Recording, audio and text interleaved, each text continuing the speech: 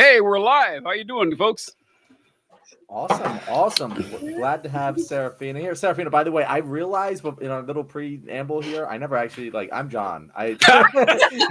For our guest, Serafina knew TJ. I haven't met her yet, so definitely a pleasure to have you. I think me and TJ just started talking, and it just kind of exactly.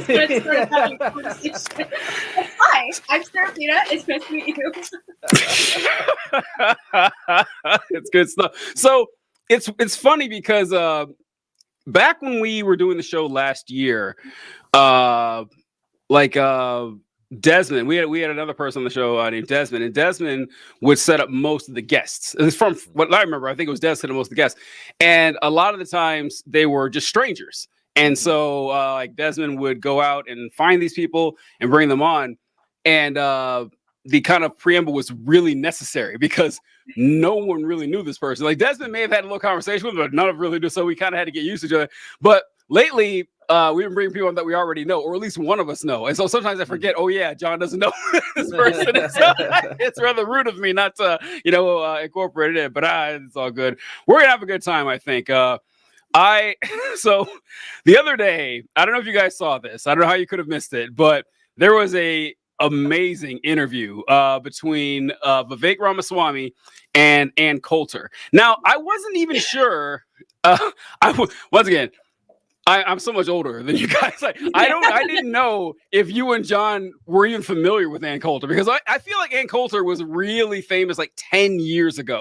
And then she kind of have a smattering here and there. But man, back in the 2010s, early 2000s, even late 90s, I'd say Ann Coulter was your premier conservative firebrand, for a woman at least. And, look, she's a blonde woman in conservative politics. There's an age limit, and she's pretty much hit it. And so you don't really see her much anymore. So I wasn't sure if you guys were familiar. Are you guys familiar with Ann Coulter? Yeah, definitely. Oh yeah, I was familiar with Ann Coulter because she was big when The Daily Show and the Colbert Report was still on air. So she got a lot of playtime on there, and I loved those shows. So I definitely was familiar with her. But yeah, you're right. When I saw the clip, I was like, oh, Ann Coulter, that's right. She's real. She exists. Yeah. I also think not only did she kind of age out of an appropriate age to be a female Republican, but she also kind of just got her shtick stolen by Trump. It's just everything she did, Trump just kind of took. And it wasn't funny anymore because Trump was doing it for real. You know what I mean? Yeah, that's not.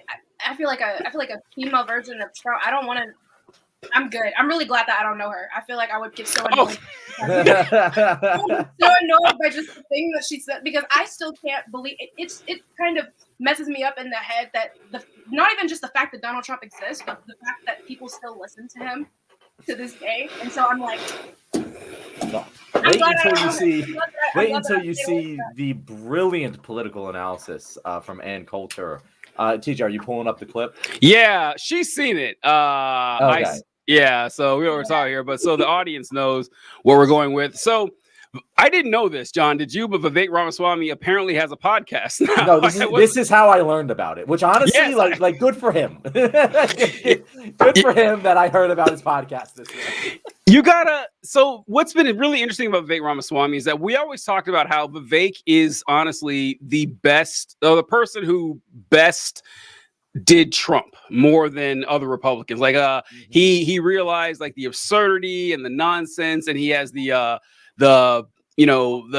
eye for the pageantry and stagecraft that we associate with Donald Trump. But his limitation was he was an Indian and a Hindu. And so this is a white Christian world. And so I don't know, you guys saw clips from people at the town halls where they've been saying, yeah, I don't know if I can vote for that guy, because of his religion and all. But a lot of people were really artful in saying it, not our girl Ann. So let's hear what she had to say by the way, his podcast is called Truth, very original. And this is how it started with their interview. That was a great opening segment. Lots of things to talk about there. Oh, and I agreed with many, many things you said during, in fact, probably more than most other candidates when you were running for president. But I still would not have voted for you because you're an Indian. We'll get back to that. And it's directly related. She said, "We'll get back to that." Could you imagine saying that? Like, no, I don't think we will. I think we're going to address that. We're going to talk about this right now. You don't get to right just fucking now. Fortunately, though, she does kind of go on to explain why she wouldn't vote for him because he's an Indian. Related to what you were just talking about, the thing about nationalism, you're totally right. It is like, to use the word nationalism. And Hitler had soup. That doesn't mean we shouldn't have soup. Mm-hmm. Hitler loved dogs. That doesn't mean you shouldn't love dogs. So I think we have to move past this. If Hitler did it, it must be bad. So the person whose name was being bleeped out was a rather famous German painter from the 1930s who didn't quite make it in art school, if you know what I'm talking about. So, like, we'll go to you, John, first. Like, what were your thoughts when you saw this incredible piece of journalism featuring the great Ann Coulter? It was so just stunning to hear. Like, it was an unforced error. It's not like she was asked, "Hey, what reasons wouldn't you vote for me if you like these things?" And it just like kind of like came out as a knee-jerk reaction. It was her preamble. It was, "Oh, hi Vivek, thank you for having me on your show. I really like what you have to say, honestly, more than anyone else, but I won't vote for you simply because you're Indian." That is such just like, I couldn't believe. I had to like do a double take because like I know that these things are real. I know that a lot of people wouldn't vote for Vivek Ramaswamy because he's Indian, but I don't know how many people would say that.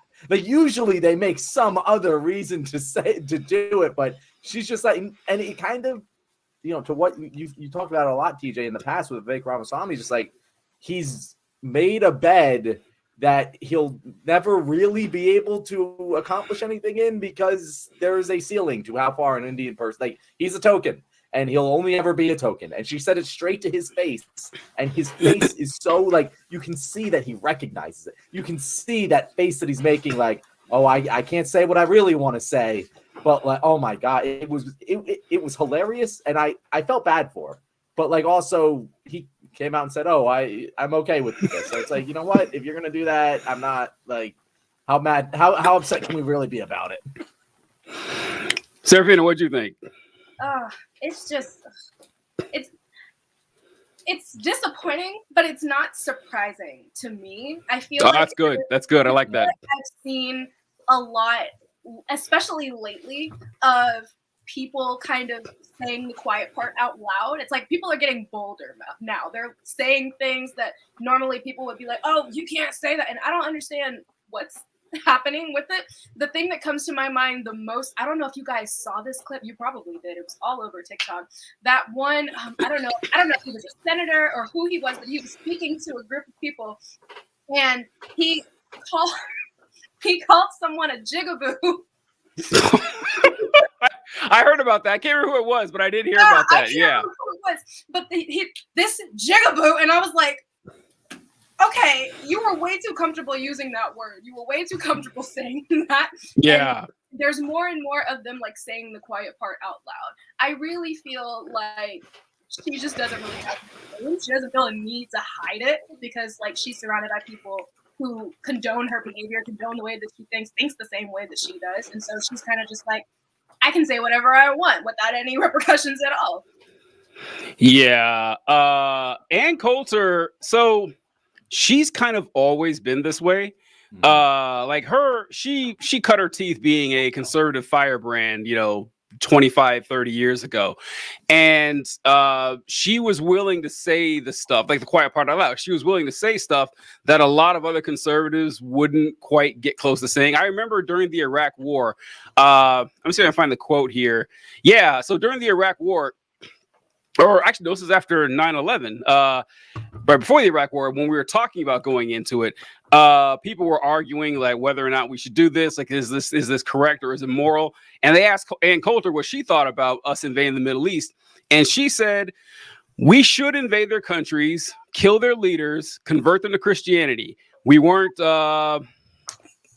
punctilious about locating and punishing only Hitler again and his top officers. We carpet bombed Germany. Yeah, she loves talking about this guy apparently. Yeah, but, really strange, isn't it? Odd, yeah, odd. Her fascination. So we got Lena says it's not Christian nationalists, it's Christians. Period. We're getting there. We're gonna get there. Lena, you should stick around to the end of the show because we have a whole segment. That's so funny. Oh god, we have so much to say about that, but that's a different part of the show.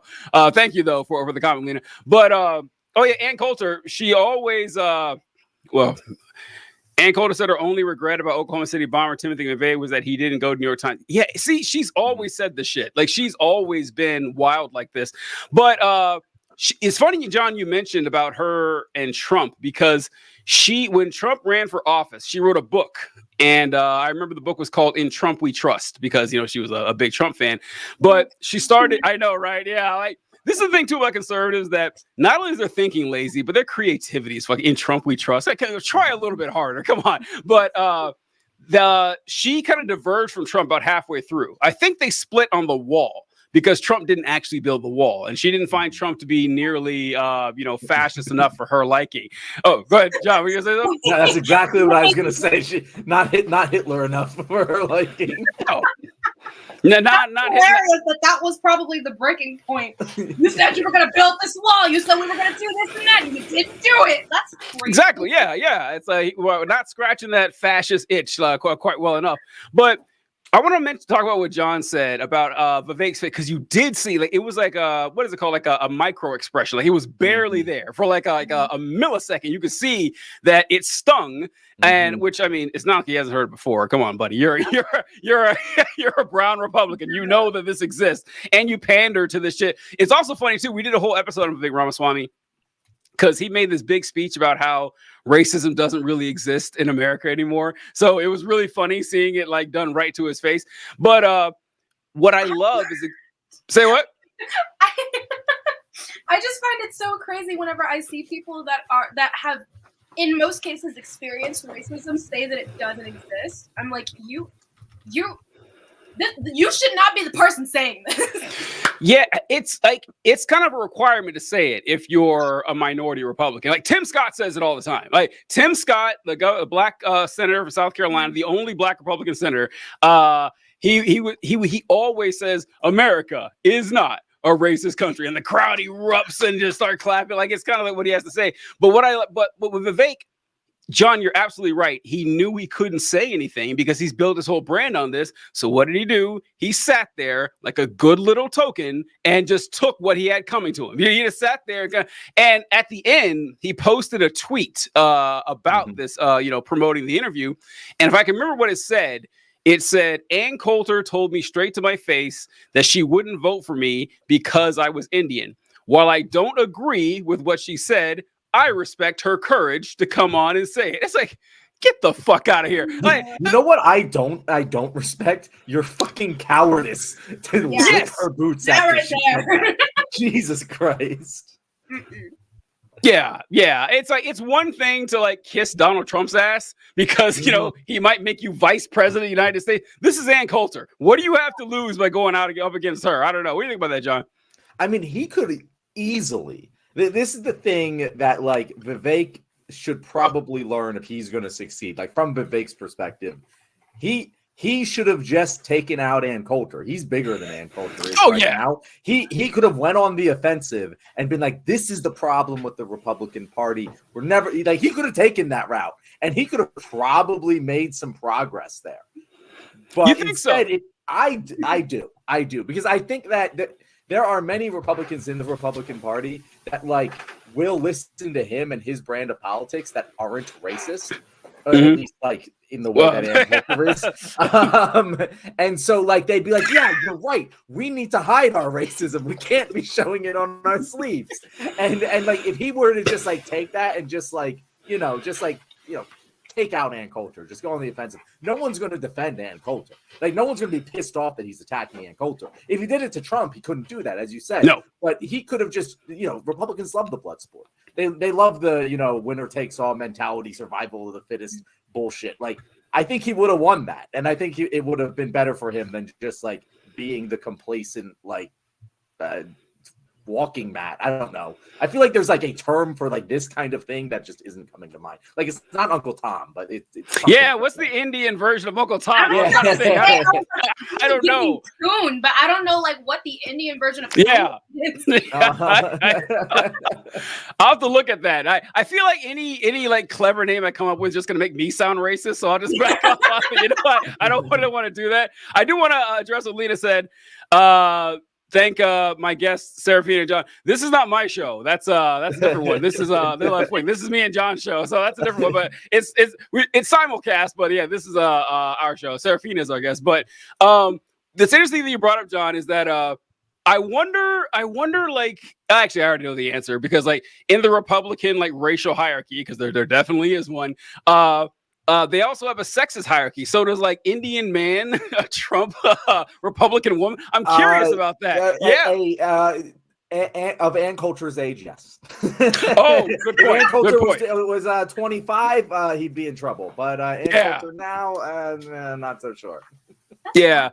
I never really knew that there was like a hierarchy when it came to the ages. That's interesting. I would automatically assume whenever it comes to like at the end of the day, someone is going to side with a man before they side with a woman, and so it would make sense that way. But the ages, didn't think about that. So it depends, I guess, because young women aren't taken as seriously as any man, honestly, like in a lot of ways. But when it comes to Republican media, having a young woman like repeat talking points that you only hear from 65-year-old men, incredibly valuable. Like it means a lot. And having any minority group does it a lot, but it's like so Fox News. Okay, we've talked about how poisonous Fox News has been. Rush Limbaugh was kind of like the progenitor of this, and it kind of led into Fox News.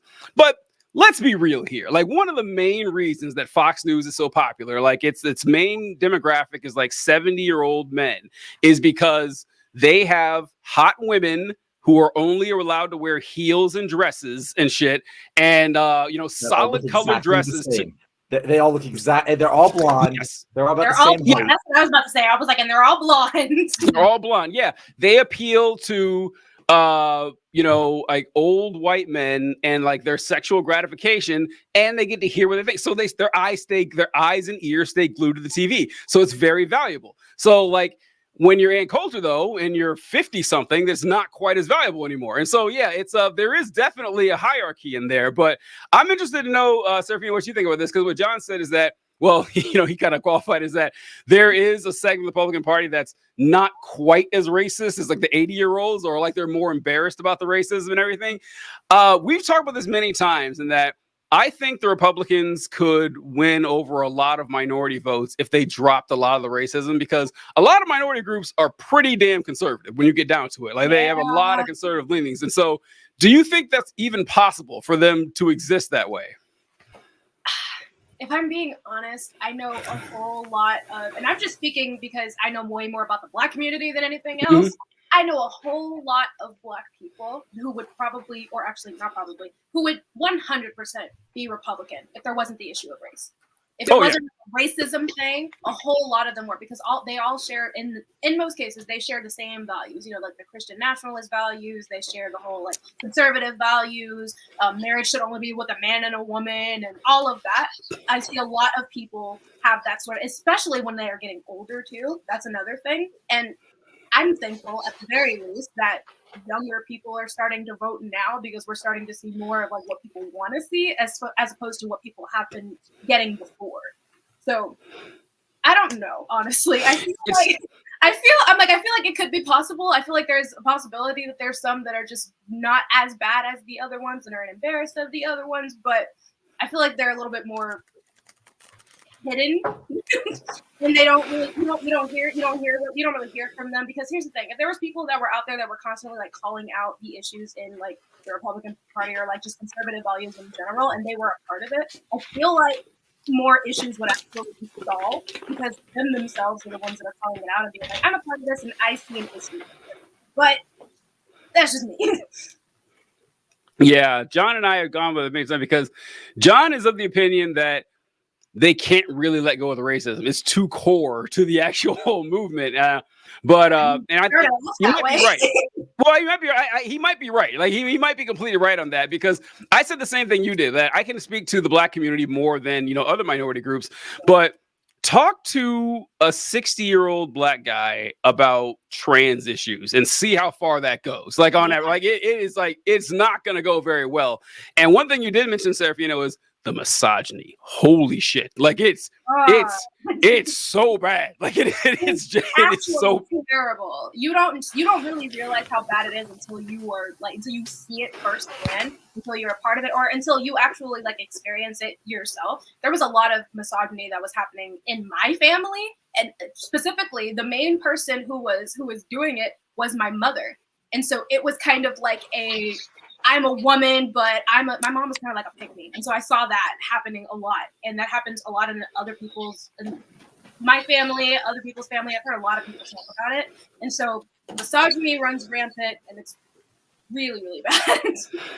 If you permit, Serafina, I'll put you on the spot here, but I think you did a video a while ago talking about, I'm pretty sure it was you, talking about how like Black girls are sexualized at like 12 years old immediately. Like if you want to touch on that for a second, because I thought that was a really great point. It's really interesting because I don't really see it all that much in other communities. Then again, I'm not really looking for it, but I've seen it happen a lot in Black communities. Little Black girls in most cases are really, really sexualized at really young ages. And I don't really know where it comes from. I don't know if it's like the idea that, I don't know if it comes from like the idea that Black women are like automatically stronger and super, super like independent and all of this stuff. And that makes, a little child be looked at as like a grown adult or something. I don't know where it comes from, but it started happening to me like when I want to say I was around like 9 or 10 whenever it started happening to me. And it's really, you have to experience it to fully be able to like understand like how messed up it actually is. Because it's like, this is a child, and you're like calling her fast and all of this stuff, and saying that she's like vying for older men's attention and not looking at the older men and being like, hey, maybe don't look at that child in a sexual manner. But there's never that conversation happening in the Black community. It's always that little girl is fast and she needs to get somewhere and sit down. She's trying to be too grown and all of that. And it's like, no, every single person around her is sexualizing her, and she's a little child. And so many Black girls that I know have experienced that. And so that's another big issue. Yeah. John, I'd like you to weigh in on this issue. What do you think? Well, what are your opinions? I'm going to stay away from that specific issue with a 20-foot pole.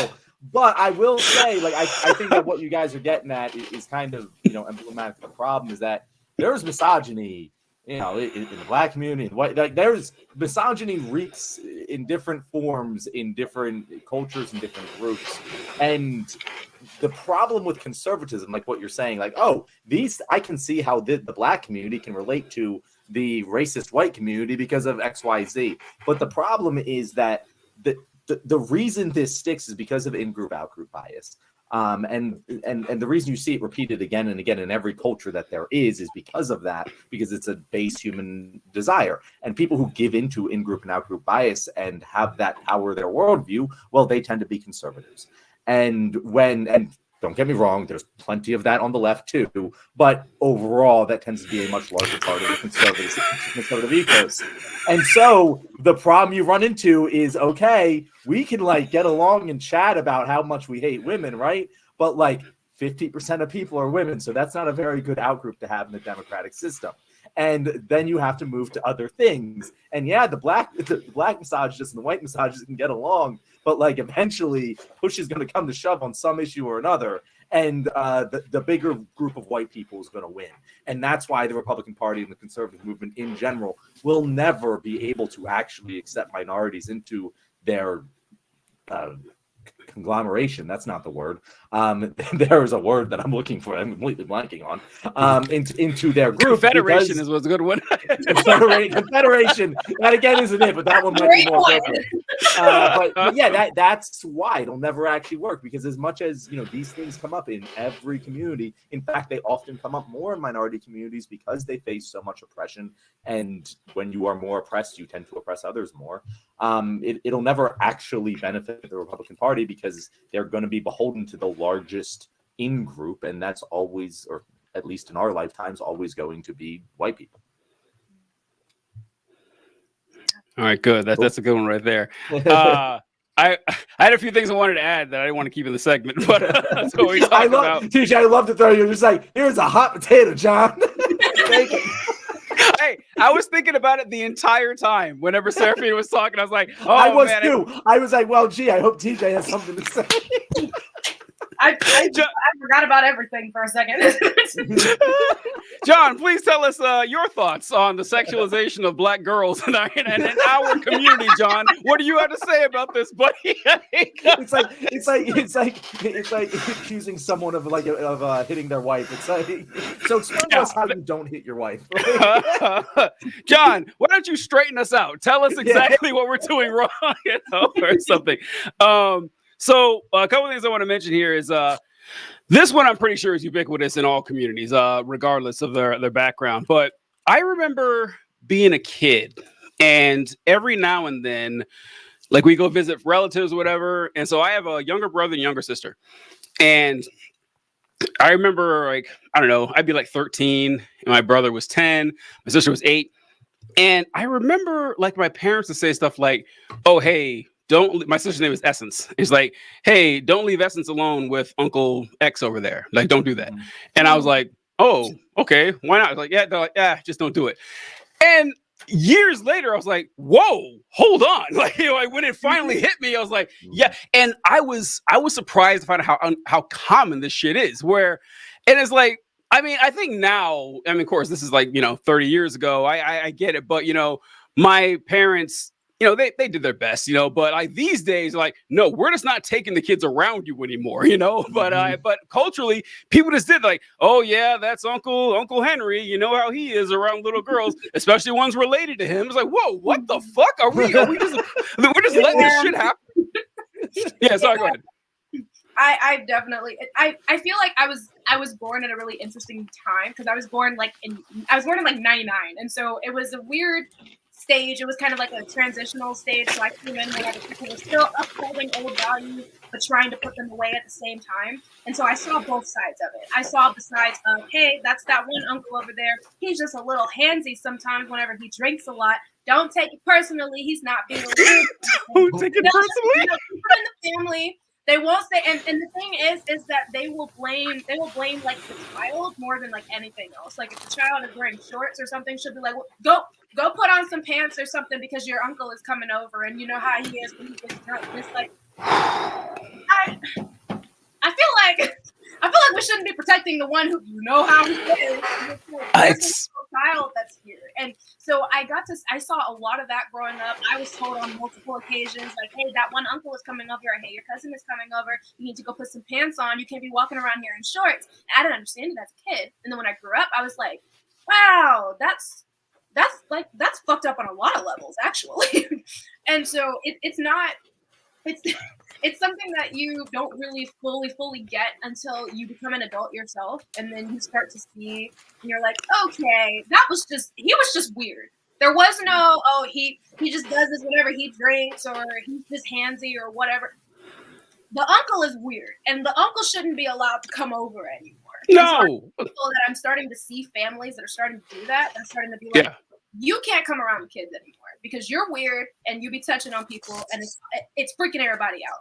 But I remember, like, perfect example of this when I first saw the movie Soul Food, which I don't know if y'all, okay, yeah. So when I first saw the movie Soul Food, and there was that one pastor who was like always kissing on folks and stuff, and I was like, oh, that's not, and they were just like, yeah, he's just touchy, he's just touchy, that's just what he does, and it's like, not around the children, like not here. We're not doing that here, but Yeah, it is weird. John, you ever run across that in your family or anything? Or yeah, I mean that specific version of it, no. I mean, I I do have an uncle who was arrested for that kind of thing, but we shocked the family.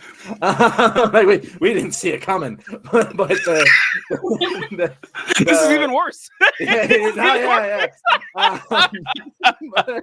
were just leaving the kids unsupervised with Uncle Jack. He's a good guy. He'll be all right. It wasn't like they were protecting him because no one knew.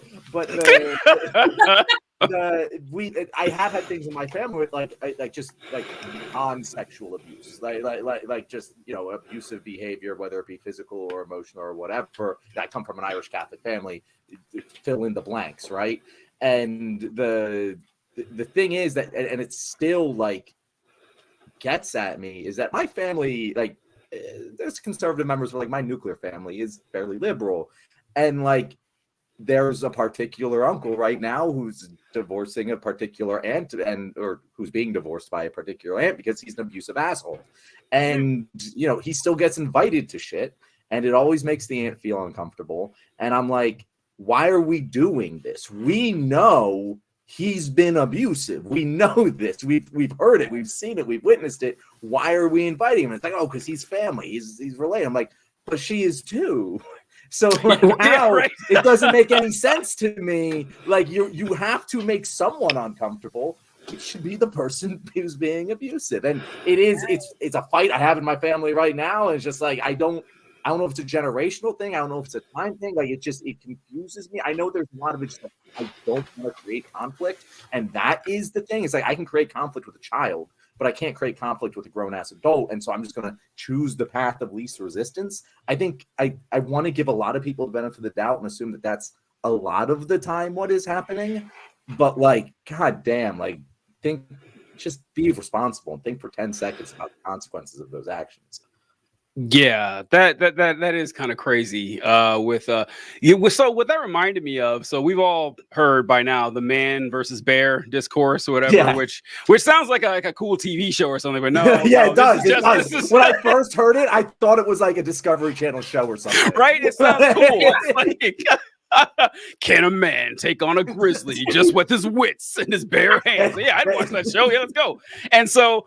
But I saw a post about this that was just really poignant to me, and is like, look, for any of you guys who were confused why so many women pick the bear in the scenario, it's that women aren't stupid. They know there's a possibility the bear could kill them. They get that, like they understand that part. But they also know that a man could kill them. But let's say it's the worst case scenario for the bear kills them. The death will be painful, horrible, whatever. But with the man, the worst case scenario is not the man killing you. Like it's not. Like there's 100 cases worse than that.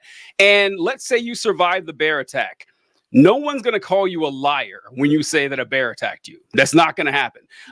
You're not going to have to see the bear at like your family reunions. You won't see the bear in your social group. People won't leave you and choose the bear over you. It's like when you think about that list of shit that could happen, that's why women should, because exactly what John's saying right now is that I feel like a lot of people just default to even, and in their minds, they're probably thinking, well, I'm just not going to pick a side on this. Sometimes you have to pick a fucking side. I'm sorry. Like, welcome to the adult world, and if there's a side is a side. Yes, thank you. Exactly. There are some things where you can't just be like, oh, I'm neutral on it. Oh, I don't know. No, this is not a situation where you can be neutral, because if you're being neutral, you're picking the side of the abuser, of the person who did the wrong thing, because you're choosing not to hold them accountable for it. Yeah, absolutely. If there wasn't, if the status quo wasn't an uneven power dynamic, there wouldn't be abuse to begin with. I agree.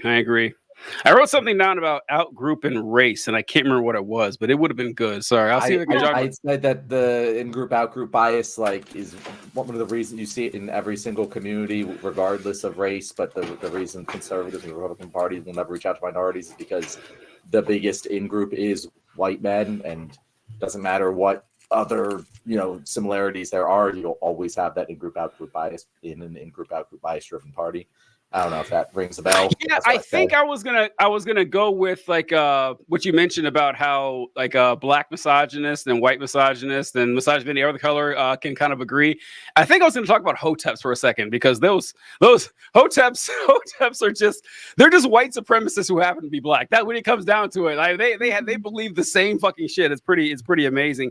And one thing I wanted to mention that you brought up, Serafina, is how girls, and black girls in particular, are sexualized at a very young age. And you said you weren't sure where that stems from, because like, oh, you're black, so you're older and you have to be smart. And a lot of this. So there's a course you take when you go to medical school, where they teach doctors about racial discrimination through medicine. Like they have like classes to teach doctors that yes, black people need the same amount of painkiller as white people. Just so you know, they don't have superpowers. It's like a lot of people have to say that.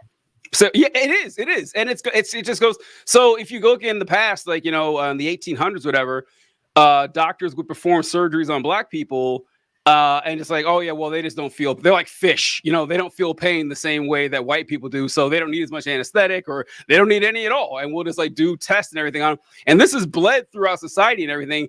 And it's seen both ways with men and women, with boys and girls for the black community, is that like Tamir Rice is 12 and the cops shoot him in 5 seconds. Like, we got a full grown man here. We got to take him out. And so I can easily see how that transfers to black girls as well. It's like, oh yeah, I mean, these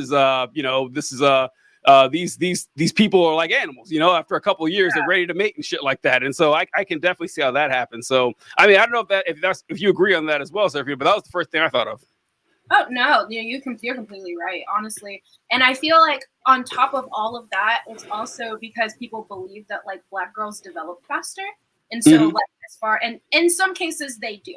Like I developed really like very, very early. I got my first bra before I was 10. And so I was, wow, that's really early. Wow, that's yeah. Really... So, yeah, it was, I developed at a really, really young age. And so I feel like that was a part of the reason why I was looked at as like fast or whatever, which fast is kind of, it's like, I don't even know if this is just a black thing or whatever, but it's basically like, this is my first time hearing it, Serafina, so I can confirm it's probably a black thing. Okay. Yeah. I got it from context clues what it meant. I never like to assume. Because I'm like, I know sometimes I'm in like my bubble of being like, oh, this is a black thing, and then sometimes it's not. But it's, in most cases, it's seen as like a little girl who's not like a hoe, but she has like the tendency to. She acts like she's very sexual or whatever. And it's like, that's not a little girl. I don't care what you say. That's not a little girl. So, yeah, that is a thing. Like it's funny because when you say fast, I immediately think of like someone in middle school or high school. I don't think of like a 24-year-old as fast. Like I only think of it because fast just reminds a flirtatious, like cock tease, basically. Like I'm leading you on and shit. That's what it is. And it's so fucking weird that it applies to girls, and that's just what they use for. Oh, that girl, she's, and not just for like for teenage boys but for full grown men. It's like, yeah, watch out for her. It's like, what? No, they watch out for you. Yeah. Just don't. We mean watch out for her. What's she gonna do? She gonna tie you up? Like, what's she gonna do? And I feel like that also is where the whole like, oh, well, this is a black girl, and so she's older than a white girl that would be her age or whatever. She's more mature or whatever, and so it's looked at as her fault. Like she's the one that's doing something wrong because grown men are attracted to her. Yeah.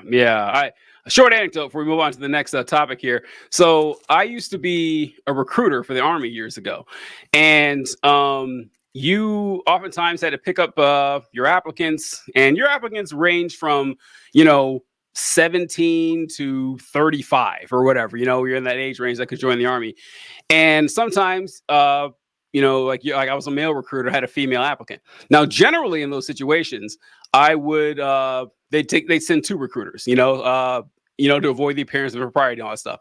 But it wasn't always feasible. It couldn't always happen. And so you had to, if I was going to pick up a female applicant on my own, I just had to, check in with my station commander, say, hey, I'm picking up this person. I'll be here at this time. and I'm taking her back here. I call one back. So the timeline is tight. So you know that nothing happened or less likely. And I remember so many times I would hear male recruiters say stuff like, yeah, if you're picking up a female, make sure that you get everything written down. Make sure you cover your tracks because you never know when she could lie about you. And so many times that I say, okay, folks, let's be real here. The odds are she should be worried about us. What are we doing here? You have this idea that like this random 19-year-old girl just can't wait to file a sexual assault charge on I'm just some recruiter in the middle of nowhere. That's ridiculous, but that's the way guys think. And they also play this out.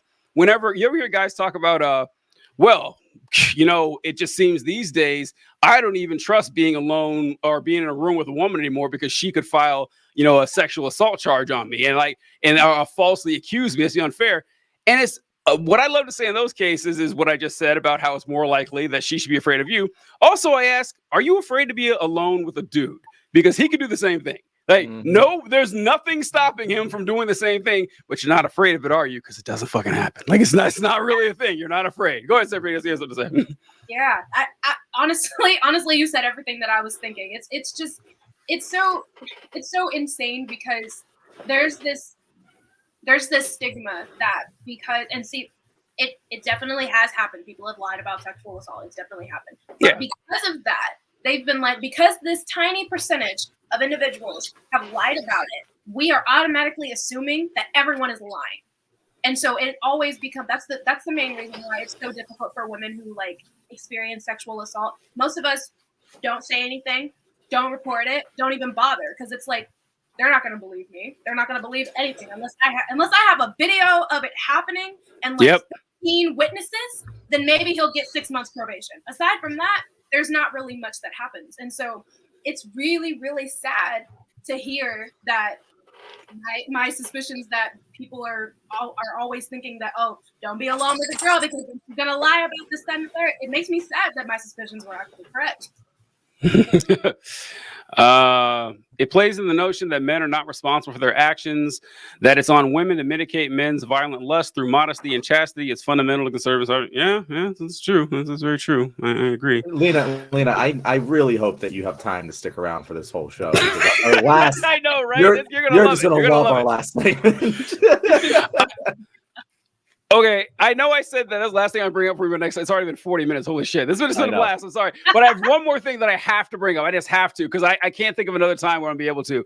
But when we talked about sexual assault, so I remember when my first year in the Army, I remember we had our battalion made everyone go watch this movie. They brought buses out and they had rented out a movie theater. And we all would cycle through and watch this movie. And the movie was called The Invisible War. And the whole movie was about sexual assaults in the military and how it was a huge problem. And so they made everybody watch it. And I don't know if it's still this way because this was kind of a contentious issue back then. But obviously there's going to be, sexual assault problems in the military. It's not new. It happens all the time. But the real problem is that when you report a sexual assault, you have two types, a restricted and unrestricted. And unrestricted is just an open investigation. Restricted is, hey, I don't want the police involved. I don't want to be talking for witnesses. I'm just going to tell you what happened in case something happens again with this person. There's a record of this. And so if you do an unrestricted report and the cops come in, they investigate and everything, and they present their findings, the cops aren't the ones who decide if it's going to go through to a court martial or whatever. Your commander is the one who decides.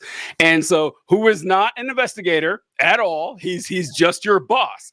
But a military commander is like a king. They have control over pretty much everything. So if your commander likes you and you're accused of sexual assault, ain't nothing happening to you. Nothing's happening at all. And one of the things I remember the most from this movie was them talking about the men who had been sexually assaulted, because the reports for women are already low for the reasons Serafina mentioned, that, it's embarrassing. People won't believe you, your fear of retaliation, whatever. And all of that is true as well for male victims of sexual assault, with the added part that even if people believe you, they're just going to fucking laugh at you. They think it's funny. They think it's hilarious. And so you have these things, it's called it's either all CQ or staff duty, where you have someone has to be in these buildings at all times. There's all these military buildings, and so your office buildings, there needs to be someone in there 24/7 in case there's an emergency. You got to call an ambulance. Someone can do that and shit. So it'll be 2 people, and they will work together from like 9 a.m. to 9 a.m. 24-hour shift. So after 7, 8, 9 o'clock, there's at night nobody there but you two, and so you got this guy's working there, and he's there with his sergeant or whatever, and his sergeant rapes him, and he didn't tell anybody, doesn't tell a soul, and he takes it with him the entire time he's in the military, and the sergeant knows this. Yeah, he knows. Oh, you're not gonna tell anyone. No one's gonna believe you, and he keeps getting on these shifts and raping people, male or female. And no one says a word about it. And so, yeah, like it is a huge problem that people don't talk about. But the male victim sexual assaults are something that people talk about even less, because I mean, how often do we hear prison rape jokes? Oh, don't drop the soap, because the result is hilarious, right? And it's like, yeah, people just don't take that shit seriously at all. Yeah, which is also really bad, because like we're all responsible for that situation. We are. Like we're responsible for keeping those people safe, and they aren't, and we see that as a positive, right? And by we, I mean society in general. Society in general, yeah. We can honestly, I'm fine, DJ, if we make that segment, like the segment, say the climate change segment. All right, cool. I wrote down the timestamp. We're good. All right, cool. Time to do it anyway. Yeah. Cool. All right. Do we want to just go into Israel then? Yeah, let's do it. Yeah. What a wonderful, change of topic, breath of fresh air. I know, too. Another equally pleasant topic. you thought talking about sexual assault in our communities was dense. Let's talk about the ongoing genocide. All right. So TJ, I know that when we were talking about what our topics were this week, we're kind of like, well, it's the same as it was last week and the week before. It's Israel and the protest movement going against it, and the incoming, the ongoing bombing of Rafah and likely incoming invasion. And I said something on Wednesday, which I'm going to pose again here just to have a jumping off point. And I'd be interested to know your thoughts, Serafina. I said on Wednesday that I think that this is coming to an end. I think that by the time July rolls around, at the very latest, this is over. Because I see a lot of writing on the wall that the Biden is kind of on his last legs of being okay with this happening. He's already started to condition aid. Netanyahu's telling him to go screw himself, and I just don't. And the protests that are ongoing aren't going to stop, I don't think, until the election happens. The reports came out today that the DNC is considering taking parts of the convention offline for fear of online for fear of protests, which is the least democratic thing I've ever heard in my entire life. So what I mean, that's not true, but at least one of the most blatantly undemocratic things from the Democratic Party that I've ever seen in my entire life. So Serafina, do you think I'm crazy that this could very well be over in a couple weeks here? Do you see this continuing all the way to November and past that? What do you think's happening here? Are you just like, I have no clue, this shit sucks? Honestly, from the way that I've been seeing things and the way that, well, I completely agree by saying that I don't think the protests are going to stop. I feel like they would continue even after the election, depending on how the election goes. I'm personally nervous to see how this is actually going to go, because I'm not loving our choices right now. But honestly, I feel like they're getting to the point to where more and more people, because of the fact that this has been going on for so long, and because of the fact that we have things like TikTok, for one, that is documenting things that are happening right as they are happening, and so many people are know about it, so many people care, and so many people are like, yeah, no, we're not about to just sit back and let this happen. I feel like because of that, and more people are standing up, more people are saying this is enough, I feel like at some point it is going to come to an end. At some point they're going to be literally back against the wall, can't go any further, can't do anything, because every single person is starting to see how wrong this actually is. Because when it first started, there was so much, oh, I don't know about this. I can't take a side because I don't know all the details and we don't know about this. And like, speaking for myself, before October 7th, I had no idea that any of this was happening. No clue what was going on the other side of the world. Once that happened, that's whenever I was able to actually see this has been happening for decades, if not centuries. This has been happening. And so I feel like the more that people know about it, the more that people are speaking up about it, the more that they're not letting these politicians in the slightest get any sort of peace, any sort of rest, anything of it. They're getting to the point now, and I feel like I might be wrong here, but I feel like that's part of the reason why Biden is getting to the point to where he's like, okay, this is starting to get to be too much because of the pressure, because of how many people are like, we're not going to vote for you. And he wants to get reelected more than anything else. And I feel like he's getting to the point to where he's like, this is starting to get to be a lot for me and for my future. And so he's seeing the error of his ways. So I do feel like we are getting closer and closer to an end. The thing that I worry about is if that end is going to end in a ceasefire or if it's going to end in the complete elimination of the Palestinian people. And that's what I worry about. Yeah, I second pretty much all of that. When this first broke out, I said that Biden's response to this would be pretty harmful to him if this thing dragged out into the summer. And it's getting close to summer, and so Biden, it's getting too nice out for exactly. protest. Yeah, like, it's real good protesting weather. Great protest weather, exactly. Oh, yeah. And I think Biden kind of thought that, oh, this will kind of die down, or they'll find some sort of resolution.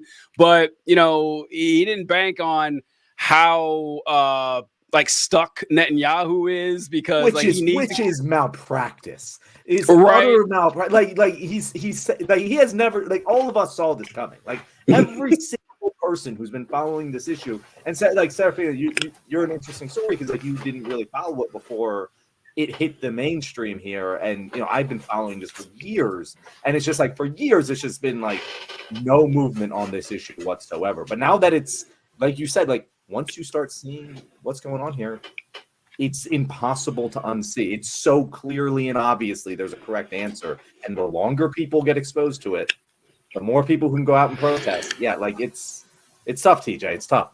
Yeah, it is. And it's like, Serafina is a fantastic example of this, because if we had asked you what your thoughts were on Israel-Palestine like 2 years ago, I'm going to guess your answer would be somewhere between neutral to, well, Israel has a right to defend itself, because that's what most people thought, honestly. More than likely, yeah. If I didn't know anything about it, I would have been like, well, they got attacked, and so now they're offending all of this, and that probably would have been my mindset, because I had no idea about any of it. I saw a lot of people, when it first happened, a lot of people were coming out and being like, well, I stand with Israel. I stand with this. They have a right to do this and that. And then as more details came out, and as we started hearing stories from people who were experiencing it firsthand, we were like, oh shit, this is nothing like what we thought it was. No. It's disgraceful that for all of our lives, the primary narrative for what's going on in Israel is Israelis good, Palestinians bad. That's all you need to know. Like that's it. Like it's Israel is a functioning, is the only democracy in the Middle East, although they hold elections in several countries in the Middle East. Iran is a democracy. They hold elections, but we don't phrase it that way, because and they're like, oh yeah, so this is a valuable ally we need to hold on to and everything. And these fucking savages in the West Bank and the Gaza Strip are trying to put an end to all this. And if you don't look, and by the way, and honestly, most people wouldn't look into it further. Why would you? Like, it doesn't affect your life or anything. You don't know anything about that. But exactly what you were saying, Sophia, is that now that it's impossible to hide this shit, and also, not only is it impossible to hide, Israel's not even trying to hide it. John and I did a whole episode about this, that they aren't trying to hide this shit at all. They're just like, I mean, how many pictures do I have to see of like 4 or 5 IDF soldiers in a demolished house holding up a Palestinian woman's underwear? Like, how many times do I have to see this shit where we're like, oh, maybe these aren't the heroes we've made them out to be. Like and that's not counting like the death and destruction and like just the joy, like the exuberant glee that you see from they truly enjoy taking people's lives, and they love it. You can see it. And like, this is so ridiculously obvious. I don't get how no one else is seeing this. What do you guys think about this? Because all right, so back to I kind of course what what both of you said is that Biden is turning on this, slowly. Holy shit! It's not even a defiant, strong turn. He's like, I'm gonna withhold like laser guided missiles. You get everything else, but I'm gonna keep you've been bad boys, so I'm gonna take this away from you. Like he's like inching his way toward it. It's like, dude, rip off the fucking band-aid now. This makes you look worse. Like it's so funny because I don't know if you guys saw Fox News report. So Stuart Varney. I've been watching a lot of that guy lately, but he was talking to some random House Republican, and they're filing or they want to file articles of impeachment against Biden for not supporting Israel enough. And it's like, see, all that fucking work, Biden, like since October 7th, you have been, what does he say, John? He has a quote he always says that I'm a Zionist. I think you know. Yeah. It's, I'm a Catholic, but I'm a Zionist. Like it's something. Oh, God.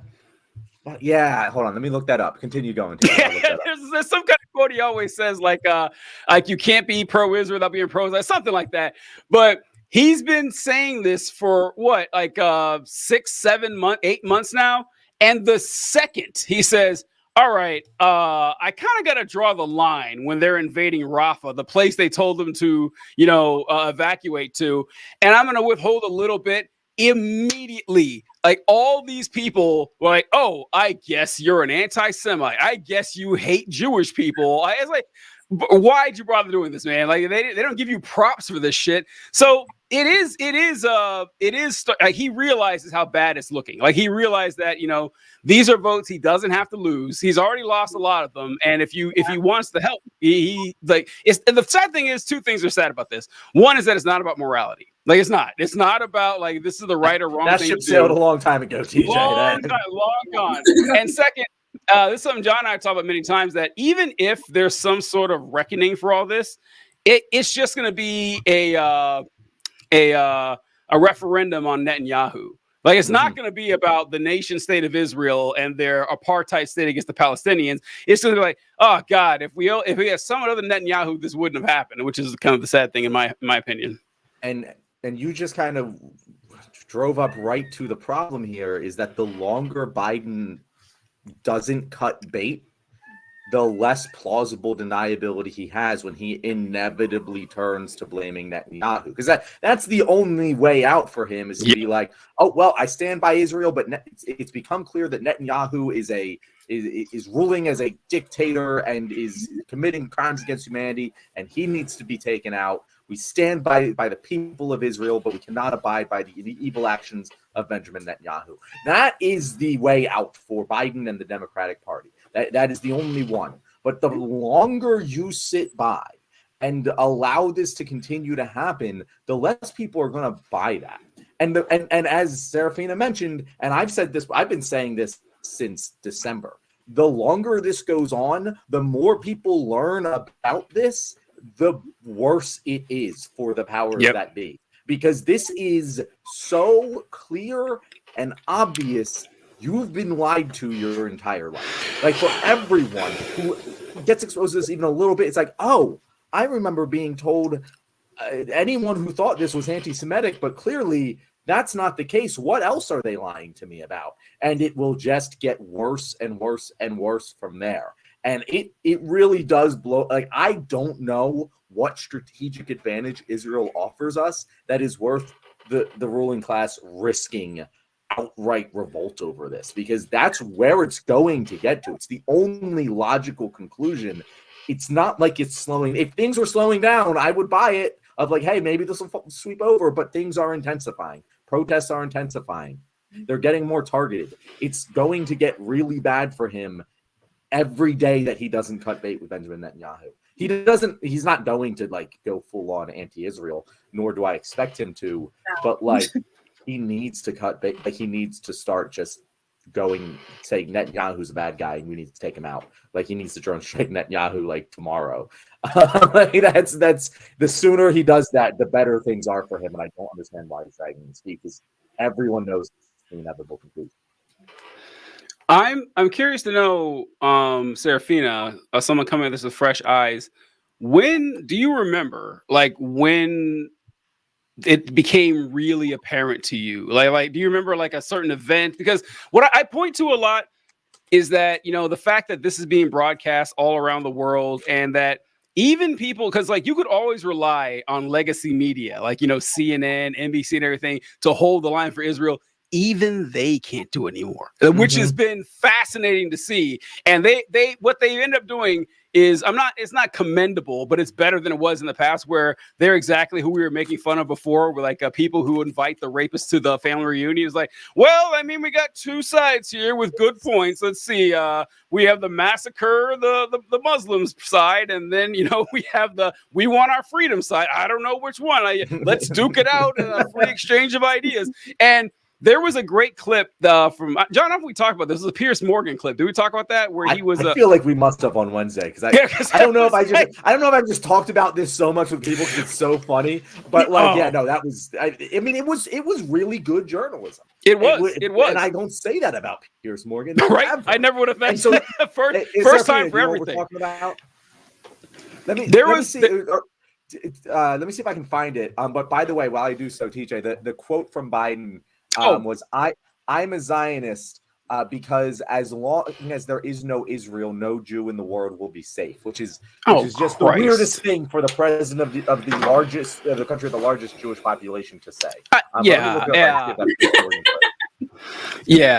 So God, that is I forgot that was how it ended, because there's no more dangerous place for a Jewish person than Israel. Like, please tell me about a more dangerous place for Jews there. But yeah, so Stephen, do you remember like when any events or something you saw that I know I'm putting you on the spot here, but that may have started to turn the tide for you? Man, I really think as the days went on, because I remember when I very, very first saw like everything that was happening. Like I said, I was kind of like, I don't know what this is. I don't know what's going on. I see people that are like talking about it, but I don't know anything about it. And so I think it was whenever I really started to see, not only was I starting to see the lives that it was starting to affect, and on top of that, I thought about, now this is from a really, really, well, not really, really old, but this is from an old-ish Cat Williams show where he was doing a comedic show, and so he was on stage and he was talking about Iraq, and he was like, show me what the Iraqi uniform looks like. Don't worry, I'll wait. and I laughed at it at the moment because I was like, that's hilarious, because it's true. They're not fighting soldiers, they're literally killing civilians. And when I first started seeing the videos of people whose houses were getting demolished, they were picking up their baby's like arm or something, like from rubble and something, and I'm like, it made me realize, I'm like, he was way more right than I ever realized whenever I first saw it. I'm like, this is a situation where it's not even like, I don't even like really calling it I don't really like when I don't like it either. Yeah, people call it a war, and they're like, no, it's not even a war. I'm like, these are people that are just trying to live their lives, just living in their houses, and there's bombs being dropped on them. And the thing that really, really started to get me, the thing that started making me realize who was the actual victim and who was the actual person who was doing the harm, was whenever I started seeing them dropping those leaflets onto them saying, hey, we're about to bomb this place. You should move to this place over here where you'll be safe, because we're not going to attack there. And then those people would move there, and then they would get bombed there. And it just kept happening over and over and over again. And when I started to see the pattern of it, and I'm like, they're just pushing these people closer and closer to the Egyptian border. They're trying to get them out of this country. And I was like, okay, so now I'm like, I can't act like I don't know this is happening. I can't act like, oh, I don't know enough or anything. And so once I started to see that, and I was like, this is happening in real time. They're trying to eliminate these people altogether and take their land. And I'm like, I couldn't avoid it at that point. I was like, I can clearly see what's happening here. And then from there, it just started to get worse and worse and worse. And I was like, yeah, every day that I see somebody say something about how their house was destroyed, how these soldiers came in and killed their entire family. I saw one story of this woman who instead of the soldiers shooting her, they threw her from a 5th-story window. And I was like, okay, so they just want to kill people. This has nothing to do with anything other than they want to wipe this population out. And so I want to say that was around when I started to really be like, yeah, I can see what's happening here. Yeah, some dark shit. It does, like just what you said. It's not very hard to see that. It's not. It's very obvious from you go. Hey, this is where everyone was living. This is where they started bombing. This is where they told them to go. Then they can. Oh wait, they pushed them all the way down here. Oh wait, they're gonna bomb that. That's the place they want to. Where are they gonna go? Where are they gonna go, guys? You have any plan for where they're gonna go? No, you don't. They're just gonna die. Okay, I guess that's self-defense. Like it really blows my mind how anyone can see that and not arrive at the exact same conclusion you did. And that's what's so insulting about when people like Hillary Clinton go on the news, go on the God. These students don't know the history or the context they're talking about. So first of all, A, Hillary Clinton, you're the one who signed No Child Left Behind, so that's your fucking fault. And B, B, there's no context. There's no historical context that would justify what we are seeing with our own eyes right now. Literally none. There's zero things that we could have learned in a history class that would have made it okay to ethnically cleanse this population. Like, because people are like, oh, is it a genocide? I don't know if it's a genocide. It's very well the start of one. That's for fucking sure. But I know with absolute certainty that what we are currently experiencing is the definition of ethnic cleansing. And so, like, that's what I use usually because it has just as much of an impact as genocide. Yes, a little more is way more defensible. But like, the claim that it is ethnic cleansing is way more defensible. But like, yeah, like I'm glad to hear that like that's what you went through there, Seraphine, and that's why young people are so much more adamantly opposed to what is going on because we and people younger than me as well don't have that historical context that was taught in Hillary Clinton's fucking history class. That is a lie. That is propaganda. Like there is no context that could possibly justify this. It's clear as day to everyone who can see it without the propaganda, and everyone who still has the propaganda clouding them just are lying to themselves at this point. They're seeing things with their eyes and denying that they exist. Absolutely. That's the most frustrating part about this to me is what we talked about. We've mentioned several times is I don't want to take a side, people. You've had plenty of time to take a side. I am like keeping a mental log of everyone I know who either hasn't said anything or has supported Israel. Now, thankfully, the list is a lot bigger for the people who haven't said anything, which would not have been the case 10 years ago. Like 10 years ago, everyone would have had like the Israeli flag and stuff on their profile pic and everything. So the fact that people who are supporting the actions of the state of Israel is shrinking is great news. And it's fantastic news. And I do it because, my God, man, it's like they're running out of ways to defend it. And also, did you find the clip, John? I can tell everyone. Oh yeah, the Piers Morgan clip. Yeah, I'll share my screen here. Go. So this is Piers Morgan. Yeah. Go ahead. Sorry. No, you got it because I can't multitask. Oh, he's interviewing a spokesman for the Israeli government, and the point of the interview is he's going to ask him like, "Hey, how many civilians versus terrorists have you killed?" And so let's see, this guy says, "What we have to do to go after Hamas." To avoid civilian casualties, something that we have successfully done. Out of that Hamas number that you just gave, more than 14,000 are terrorists that we took out. There's more than 25,000 Hamas and Islamic Jihad terrorists. How many civilians do you believe you've killed? We don't have exact figures, as you know, it's the fog of war. But you've got exact numbers for Hamas terrorists you've killed. Why wouldn't you know how many civilians you've killed? Because obviously our focus is to go after the Hamas terrorists. And hang on, that does imply that you're putting a bigger premium on killing Hamas terrorists in terms of numbers and accountability than you are innocent civilians. That can't be right, surely. If you know exactly how many Hamas terrorists you've killed, you must know how many civilians you've killed. Otherwise, you're prioritizing the lives of terrorists over innocent people. Piers, with respect, don't put words into my mouth, please. I didn't say exactly 14,000. I said around 14,000. Whereas Hamas will come out with precise numbers that statisticians give me a will look at. ballpark number for civilians. Well, you can use the ballpark as far as the Hamas figures, which I reject as being false. Well, if they're false, why would you give me those? I gave you the numbers that I had. No, you've told me you know how many Hamas terrorists you've killed, but you don't seem to have any idea how many civilians you've killed. I'm just bemused. Why wouldn't you keep count of both? I don't have that information to give you, Piers. If I did, I would. You literally no idea how many civilians you've been killing. I can tell you definitively that our aim is to go after Hamas. No, hang on. I'm sorry to push you on this. That's quite extraordinary. You're an official spokesman for the Israeli government, and you have no idea how many civilians you've killed. I thought you just told me that you were particularly careful about not killing civilians. But if you don't know how many you've killed, how can you say that with any certainty? Because even if you were to go by a ratio of the Hamas figure, I'm going to stop it there just because it goes on like that for another 2.5 minutes, and it is the same exact thing the whole time. And it's brilliant. You can watch it if you want to go and just see this person squirm. But like when Piers Morgan is just like, no, you're being so ridiculously terrible with what the lies that you're telling me that even I can't accept them. Like, come on. Who do you think's on the right side of history?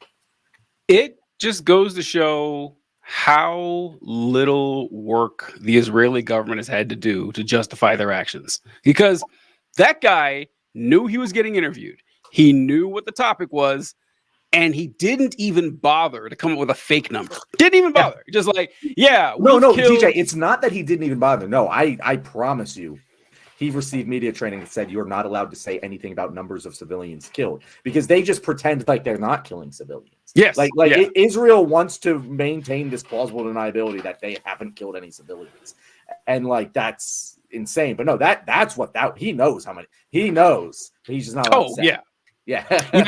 Yeah. They have but he thought he could get away with it. He thought he could get away with like, we've killed 15,000 terrorists. How you like that? Isn't that good news? They have for decades. Like to be fair to them, I would be pissed off too if the way I acted for decades was no longer acceptable. Now, like, hey guys, this isn't fair. We've been doing this. Why are y'all calling me out now? Exactly. What are you, an anti-Semite? Exactly. I want to point out I was in the hospital back in January, and that was like my only time because I haven't watched cable TV, and I could not tell you how long. That was like the only time that I had seen cable TV, and the entire time that I'm in the hospital and the TV is going, I see these back to back to back to back. Don't be anti-Semitic.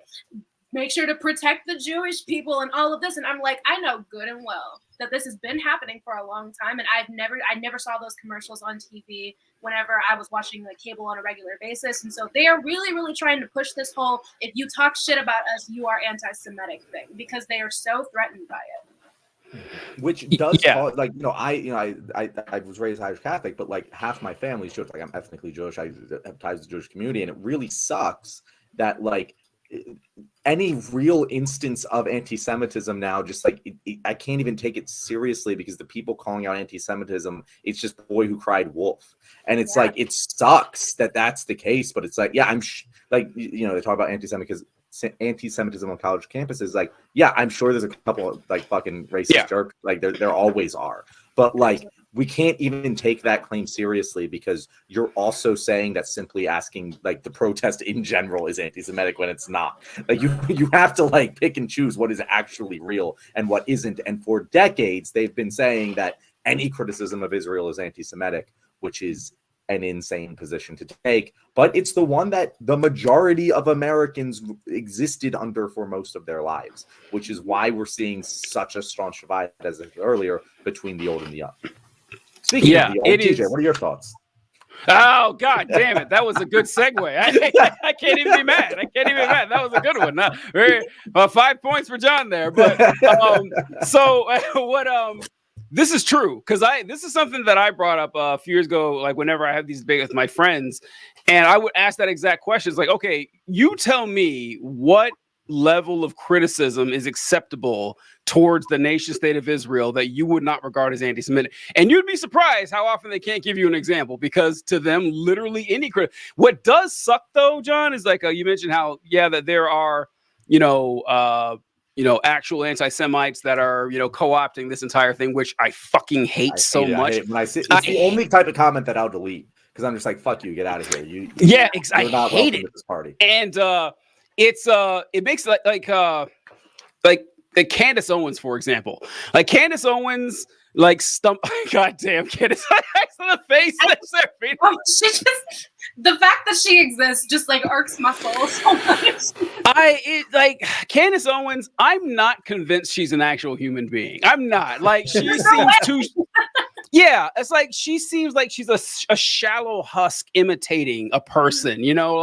Like she's like a failed Terminator or something. Like she wasn't combat ready, so they just sent her to spread misinformation when they sent her back here. But I like this movie concept actually of Candace Owens, a failed Terminator, like trying to destroy the world through right-wing propaganda. Any other Daily Wire Plus content. Exactly. Yeah. So one thing I wanted to show, we were talking about this is actually from a long time ago. What year was this? Oh shit. I don't see the year on this. I think this is like 2013. Oh, this article is 18 years old. Never mind. That's 2006. Okay, so I'm going to share an article I remember reading about an Israeli soldier who shot a 13-year-old Palestinian girl, and as they do. And so let me see. I'm not even going to see you guys. I'm going to have to read it to see it, or read it to believe it. Oh shit! Not video file. Okay. This is excellent TV, by the way. Thank you to all of our viewers who are patiently waiting along. This is a great moment to remind you that if you like our content, definitely make sure to tell YouTube that you like our content by hitting that like button and subscribing, and that'll make sure that our videos get shown to more and more people. Maybe it's just one person out there that we're right about this. We'll see. And we're having fun along the way. But so, not guilty, the Israeli captain who emptied his rifle into a Palestinian schoolgirl. An Israeli army officer who fired the entire magazine of his automatic rifle into a 13-year-old Palestinian girl, and then said he would have done the same even if she had been 3 years old, was acquitted on all charges by a military court yesterday. I've never forgotten this article. I've never forgotten this, because I can't believe someone actually said that. Like, I mean, of all like the vile criminal charges and stuff that have happened in the United States military, and they are legion, I'm not denying that. I've never heard anybody say that. Like, I've heard Chris Kyle say stuff like he was shooting every male above the age of 15. He didn't care if they're terrorists or not. I mean, I've seen people advocating for just bombing cities and shit. But for someone who emptied his magazine on a 13-year-old girl, you already don't think it could get any worse. And they talk to him and he says, I'd have done it if she was 3. That's the hatred. About as bad as you can possibly get. I can't really imagine anything worse, more damning of a comment a person can make. Just straight up genocidal, the most racist fucking thing. There were slave owners who would have thought that would have been exactly a racist thing. True. That's just a completely different level of evil. Really? Yeah. I mean that's almost 20 years ago. I've never forgotten that. It just stuck with me. It's that's what's going on. Which is why. So John, when you mentioned the genocide thing, my blood fucking boils whenever you're like, a genocide. Last I checked, Palestinians are still alive. Doesn't sound like a genocide to me. It's like, what is wrong with? So I do the same thing. I go with ethnic cleansing route because it's a lot harder to argue against that, And plus, you're telling me that it's not a genocide until they're all dead. Well, yeah. It's like, at what point? I always ask this. I'm like, so the first train that was sent to the concentration camps, were they not victims of a genocide? Nope, still, right? Still millions more. Nope, that doesn't count. That doesn't count at all. Yeah, it's just this word parsing they do to try to defend this, because like I said, it's just harder and harder to defend the more you see. And then the Rafa thing. We haven't even really focused a lot about the Rafa thing. That like Serafina, you're talking about how they dropped leaflets telling people to move. My favorite part. So we had a really, really good time. Guys, the heart. It's kind of a dark subject, but I mean, talking about the early propaganda on this, because they were finding, oh, we found this terrorist dead body where he had this crisp, perfectly preserved book on how to build bombs and shit, written in there. And they English pretend for some reason. in English. That's where I was going to go with a lot of those leaflets. The leaflets were in English, a lot of them. Like a lot of, it's like, why would you draw? Because they're doing it for PR for, the United States and the Western world and everything. And then you tell people to move. And then like, even while they were moving, like they were like attacking convoys. They killed those kitchen workers and shit. That's when a lot of people are like, oh my God, they're killing Americans now. And people kept getting receding further and further south, which they said was the safe location. And now they have 1.5 million people shoved into like a small town. And like, all right, we're attacking that too. There's no defense of this shit. There's just none. And so that's why you're seeing fewer and fewer people like, oh yeah, we actually support all this shit. And it's just, I don't know. I'm going to keep my eye out on people. Like I've been like doing a mental check. I was like, I haven't heard a word one from this person. And what you guys mentioned, the age gap is very, very noticeable. Like anyone south of 30, they're pro-Palestine, like Kafaya all the way, watermelon. But you start getting over like 35 and stuff, it gets kind of antsy. People are like, I don't know. Like, I honestly don't get it. Like, I don't, because if you're paying attention to this shit, you know what really, I'm talking too long here, but John and I think we were this.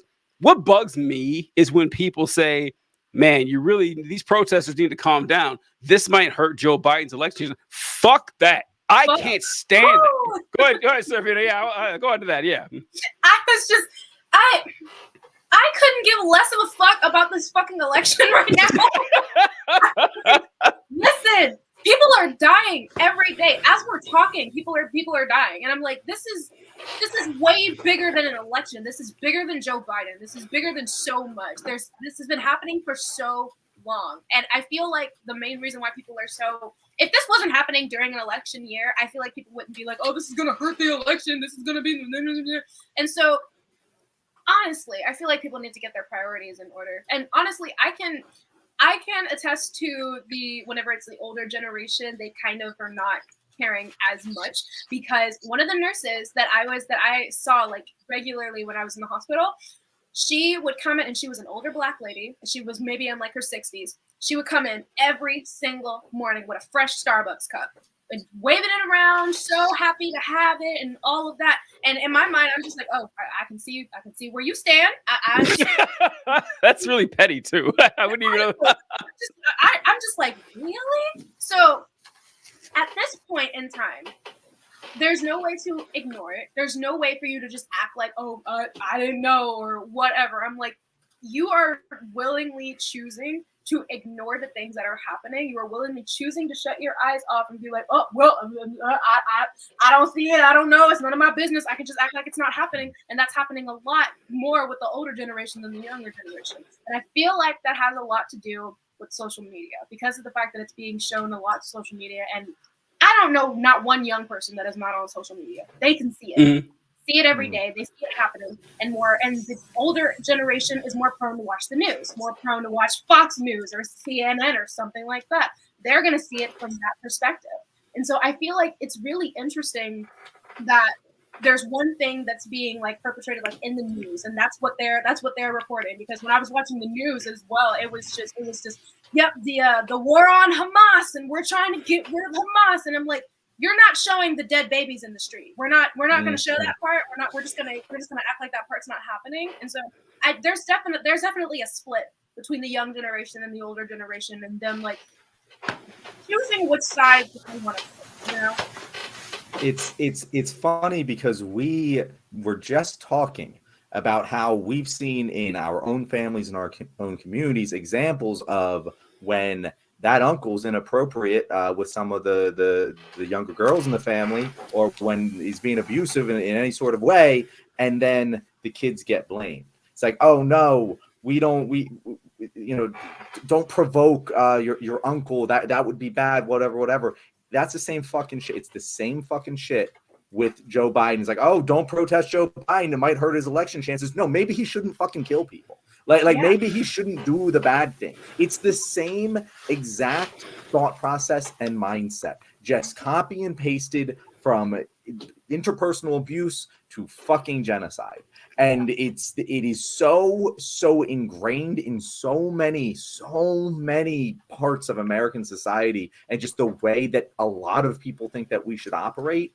And it needs to get a sledgehammer to the face, because it just needs to be eradicated. This idea that the people speaking to telling the abuser to stop are the problem. And instead of the abuser themselves, it all the way up and down, you will see this on every issue that there is. I agree. That's a good one. That's a good one. When it comes to the old people and supporting Israel and everything, I feel like a bit of a daywalker here. That I kind of like I'm with I'm of the olds, but I'm not with them. And it's like, and I see it so much, and it's just in part way I do get it. Like I think we mentioned Mark Hamill one episode when like how devastated I was to see that Mark Hamill, like, bro, you're Luke fucking Skywalker. How do you not see them? If anybody should get this, it should be you, my man. But, he's 70-something years old. And, like, he's had twice as much of that, indoctrination as I've had even. And so, like, I kind of get where it fall apart. We missed some comments here. Let's see. Read the comments, TJ. My dog is, like, wanting to kill me because I won't take her out. So I'll be right back. You got your own personal Wolfie this time. Yeah. Republicans are terrorists. Yeah. We're going to go into this a little bit more specifically with the Christian side of the Republic, but Noam Chomsky once said that conservative Republicans are the greatest threats to the existence of humanity on planet Earth. Like, it is not even close. Like, they are, as just climate change alone. Like, just the fact that they don't give a flying fuck about climate change, and we will talk about it a little bit later. Pierce reminds me of that South Park episode where Mackie hires this lady and then immediately starts blaming her for the telling. I haven't seen that. I haven't watched South Park in a very long time. That show's like 20 years old. It's kind of crazy, but I haven't seen that episode. Which is wild, because the accusation of anti-Semitism is, the existence, honestly, of the state of Israel was a kind of an anti-Semitic thing in a weird way, because I do understand that if it's 1945 and you just saw the mass slaughter of Jewish people in Europe, you're like, okay, we need to do something about this. I get that. And the Zionist project had dated back to like the 1880s or something like that. And what's really interesting is like where they thought of for this creating a Jewish homeland, because Israel wasn't the only choice. They thought of like Argentina. They thought of Kenya. They had like all these other places, and before they settled on Israel. But I can't remember who said this. Fuck, I want to give him credit, but it was so good. They said, listen, if they wanted to create a homeland for Jewish people, why didn't they just give them Germany? Right? I mean, like that seems they were right. It sounds like fair trade. Like exactly. I think you owe it to them. I mean, I would. Yeah. That seems like a small price to pay for what you got. You guys don't get to be a country anymore. This is your second goddamn world war. Okay, you lose the privileges of being your own nation due to the fact you keep fighting the world. So yeah, and the Jewish people were already there. They're already in Europe. But they didn't want them in Europe because Europe was incredibly anti-Semitic. And so they expelled them out of the entire continent and started the settler colonial project, and which meant they had to expel someone else. And so, yeah, like the whole thing has kind of an anti-Semitic bent to it in the first place. Blockout 2024. Oh, yeah. And check your lists, do your blocking. I really should. I started on it. I got real trigger happy real fast. I was like, block you, block you, block you. You ain't said nothing, block you. It's been beautiful. And the thing it's been beautiful. Now that it's happening, now all of a sudden all these celebrities want to speak out and say something. And it's like, oh, you are exactly like Joe Biden.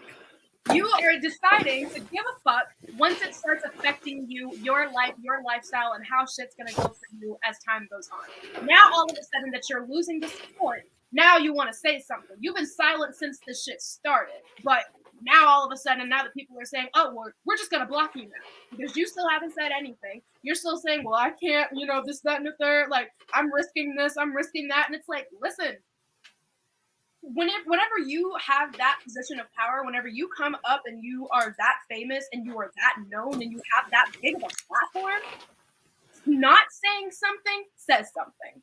And so it really, I'm like, anyone who's getting blocked, they deserve it, because it's like you had so much time to say something about this. You have had so much time to do something about this.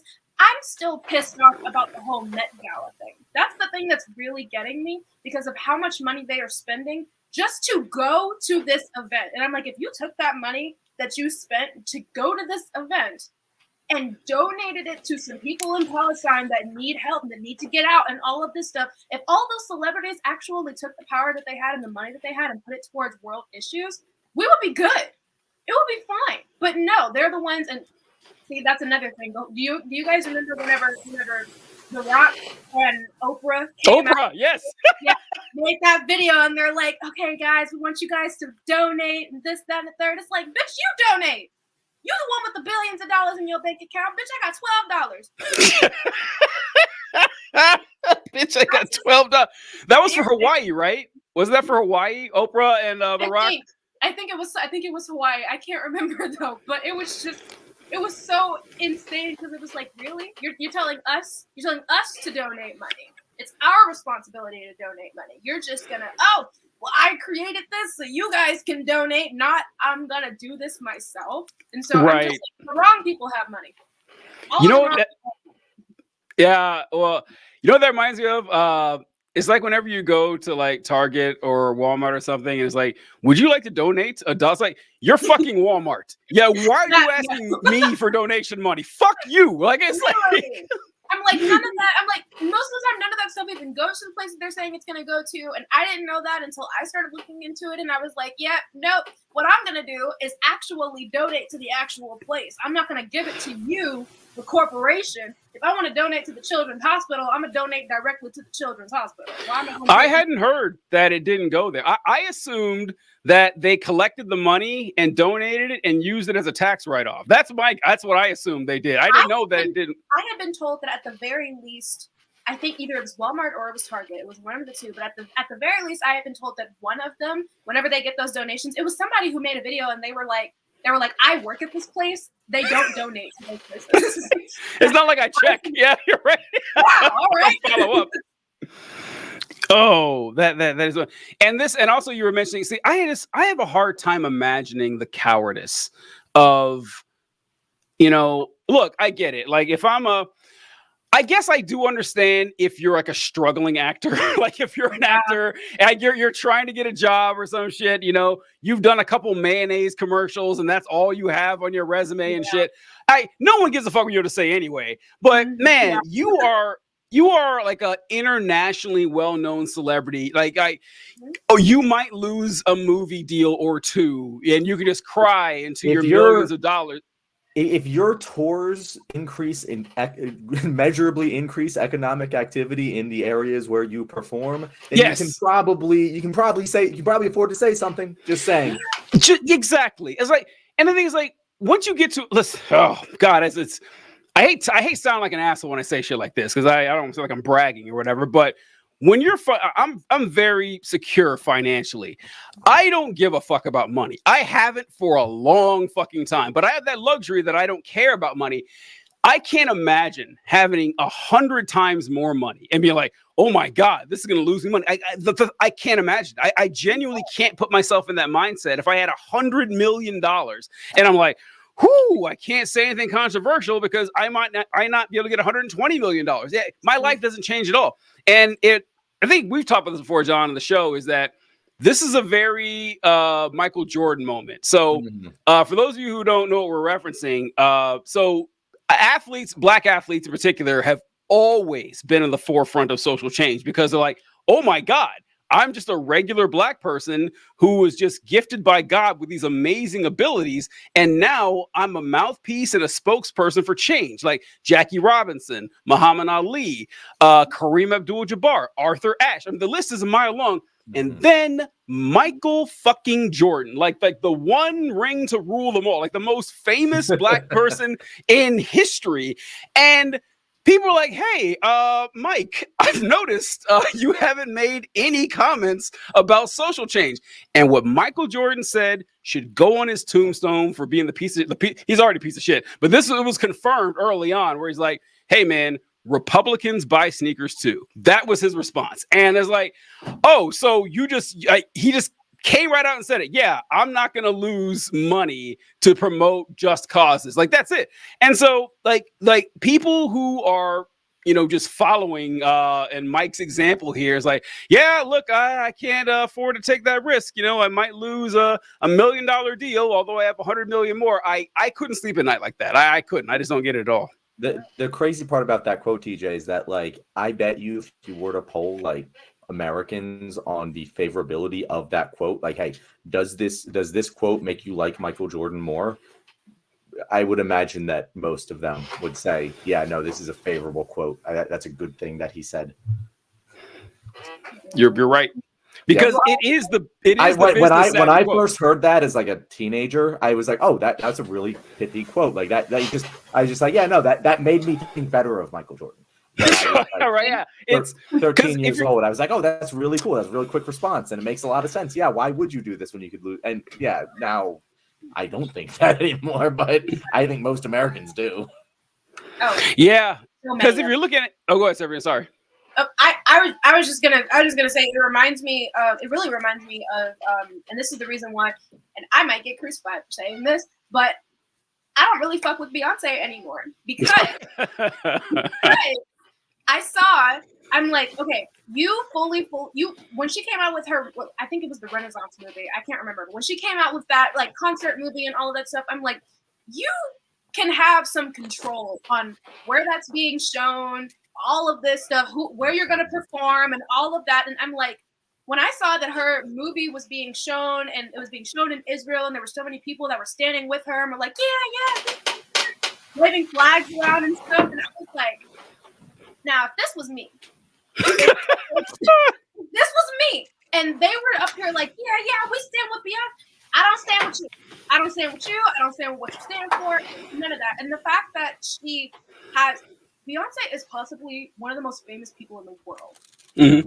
Like, it would not take much. It would take maybe like a 16th of her net worth to fix everything that's happening right now. And they refuse to. People like her refuse to. Her, Taylor Swift, people who are like super, super famous and have this sort of influence on people. They just like, oh, well, I can't afford to lose, like you said, I can't afford to lose this couple of $1 million, even though I got $1 billion in the bank, and it irritates me so much because, like I said, whenever you are not saying something, you are saying something. You are picking a side, and I'm seeing you choose to not say anything because you're scared that you're going to lose fans because of it, not knowing the fans that you're losing right now by not saying anything. And so it pisses me off that people are continuing to just be like, oh, well, like a lot of people are not, like, she's not part of like the hashtag like blockout party. A lot of people are saying, oh yeah, no, we can't do that because it's Beyonce. Beyonce is a billionaire, just like the rest of them. People don't want to hear that because they're like, oh, what's Beyonce? She's doing that. And it's like, listen, I used to be the biggest Beyonce fan. I'm not saying that I don't like her anymore, but it's pissing me off that people like her have that much of an influence and are choosing to say nothing. I couldn't agree more. And John, we keep doing this. I'm sorry, but when it comes to like black, it's like one thing that really bugs me that's just pervasive, and I do kind of get it because like there are so few or relatively few success stories with Black people that we tend to like idolize Black people who've made it, and like, oh, Black excellence, like Beyonce and Jay-Z. Like, they're billionaires first, they're Black second. Let's make that very clear, okay? Or Oprah, or and also like those examples don't apply to us. I'm sorry. It's like, oh, LeBron James is a billionaire, so I can no, you can't. It's like, what are we doing? Like, that's even less likely than you being a regular billionaire. You being a billionaire, like, yeah. And so I hate that shit. And and we will just like bow down to people, because like they're an example for the Black community. Say, no, there's a lot they could be doing here, and they're not doing it. And it kind of bugs me. Before we move on to the next topic, TJ, I want to say one thing. Oh, what do you have to add to this, John? I can't wait. Let's hear what John's gonna tell. No, I was just gonna say how when you're talking about how like if Beyonce is like, oh, it makes sense that she isn't saying anything, and this applies to anyone. It makes sense they aren't saying anything because they don't want to lose fans, and so I think you're like, yeah, well, what about all the fans they're losing because they aren't saying something? And it reminds me of the exact same thing. It's the exact same thing when liberals talk down to leftists, and they're like, oh, well, Joe Biden obviously couldn't do the right thing because he'd lose a bunch of support from centrists. And it's like, all right, but he's losing a bunch of support from the left by doing the wrong thing, and you're blaming us for that. But when Joe Biden doesn't do something to lose support from centrists, that's what he should do. And it applies to, the people who, I'm not someone who's like, oh, you can't separate art. No, I do say that you can separate art from the artist, but there are people who are like, you can't do that, and I'm like, and I'm fine with that. But when people do that for like progressive change reasons, they're looked at as a problem. But the people who would stop supporting Beyonce because she came out against Israel, they aren't viewed with the same sort of negative connotation. It's just like, oh, of course they would do that because that's the way it is, right? Why? How dare you try to change the status quo? All right. We'll get to the Bible thing. I swear we're already at 1 hour 40. By God, we're running so late with the show, but it's been fun. It's been fun. It's fine. But I have to ask this question because the art from the artist thing. This is something that I've heard all the time, and I can very easily separate art from artists. I mean, it's very easy for me. And look, I get why some people don't like to, but I'm not going to dig into the history of every artist that I listen to. Like Kanye West is an abominable piece of shit. Like the world would be probably a better place without him. Am I going to stop listening to All of the Lights when I work out? Hell no. As long as of course I'm listening to that song. I'm going to keep doing it. And this, I don't know if you guys remember this. I don't know if either of you guys know Destructo Jugo. I don't think he's been on the show with us, John. He's been on the show. Yeah. Okay, all right. Or wait, I don't no, wait, he never actually made it onto the show. So he was on the show with me. Like, you were gone one day. I was gone that. You were gone that day. Yeah. So but we were talking about the Harry Potter thing. And when I don't know if you guys remember when the Harry Potter video game came out, and a lot of people were boycotting the game because, of J.K. Rowling and her anti-trans issues and everything. And so I saw this video. I don't know if you guys seen the YouTube channel Renegade Cut. I used to really like his content a lot. I haven't watched it lately, but he was doing a video talking about how, the right thing to do is to boycott this game. And he said that, and think about it, why do you really want to play this game? He's like, do you want to play a game that's focused on magic? Well, there's plenty of games focused on magic. Do you want to play like an action adventure game? And I was like, they want to play it because it's Harry Potter. Like, they don't want to play just a wizard game. They want to play that wizard game. And I was telling him that a lot of people would be really upset when folks didn't boycott the game. I wasn't, because it's not gonna matter. I'm gonna just be real here. Let's be real here. Like, I get it. Like, I see if you have a trans friend or something who's like, yeah, I'm not gonna rub your face in it. I get it, but like, this boycott was never gonna be like, most people in the world never knew about it. It's kind of like an online thing. And the example I gave was, I love the series Red Dead Redemption. Like, Red Dead Redemption 1 and 2, best stories I've ever seen in video games. If it came out that the creator of Red Dead Redemption 2 was like a vile racist, just a horrible racist, whatever, and then next year he dropped Red Dead Redemption 3, I'm buying the game. I'm sorry, I'm buying it. I'll be first in line to buy that game because, like, I love the story, I love the characters, and I'm sorry the guy's a horrible piece of shit, but no God can stop me from buying this game. So, like, separating the art from the artist, like, you're never gonna listen to a Michael Jackson song anymore. You're never gonna listen to Elvis, or whatever. It's like, no, I don't have a problem with people who do that, but I don't put a whole lot of stock in that. Let's not even talk about all the artists of like history who like you're gonna stop doing the Sistine Chapel because fucking Leonardo da Vinci. I don't know what Leonardo da Vinci did, but he was alive in the fucking 1400s. I'm sure he did fucking shit. It was Michelangelo that did the Sistine Chapel. It might not have been him. Yeah, I was gonna say. Welcome to Nerd Shit with John and TJ. But all right. Sarah, do you feel the same way as TJ does there? Honestly, sometimes I feel like there's a line. There's a line at some point. Like me personally, I had to stop making myself watch. Like I used to absolutely love watching Trapped in the Closet. It was one of my favorite things to shit watch. I loved it. Oh yeah. I had to stop. I was like, this just feels wrong. It just feels I can't, like, this motherfucker was peeing on kids. I can't watch it. I feel like there's a line to it because there's shit like that where I'm like, yeah, no, I can't fuck with you or anything that you do. But I also love Twilight, and Stephanie Meyer is fucking racist, and so there's a line, and I feel like a lot of people will say that. Well, I'll separate the art from the artist at every point, every time, all the time, and you you up. what they're doing, and it's like I can fully like look at myself and say I can only do this in some situations. Yes, yeah. Hypocrite, but I can be honest with myself and say that there are some situations where I'm like I can separate the art from the artist. In other cases, I cannot. But it's all based on my discretion, and so I feel like people who say that they absolutely cannot in any situation are probably not being fully honest with themselves. Yeah, fuck off. No, yeah. And so I'm like, I don't know. I feel like there's situations where it's like you definitely can and you definitely do. Because a good example, Michael Jackson. A lot of people still listen to Michael Jackson. Yeah. I still listen to Michael Jackson, and it's like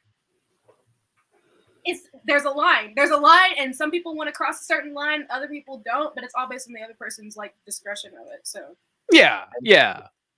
And that's the crux of it. Like I think when the artist is part of the art, it makes it a lot harder to separate. Like Red Dead Redemption 2. I don't know the name of the person who made Red Dead Redemption 2. If he was a racist, it wouldn't affect, I wouldn't be thinking about him when watching the show. But I'm a huge Eminem fan. I fucking love a lot of his songs. If he actually started murdering women, I wouldn't listen to him anymore. It would upset me to listen to. So like that's part of it. And when you don't, like with Harry Potter in the game, it's like, yeah, J.K. Rowling isn't really present in that game world at all. Like she's not you're not being reminded of J.K. Rowling's personal issues with trans people.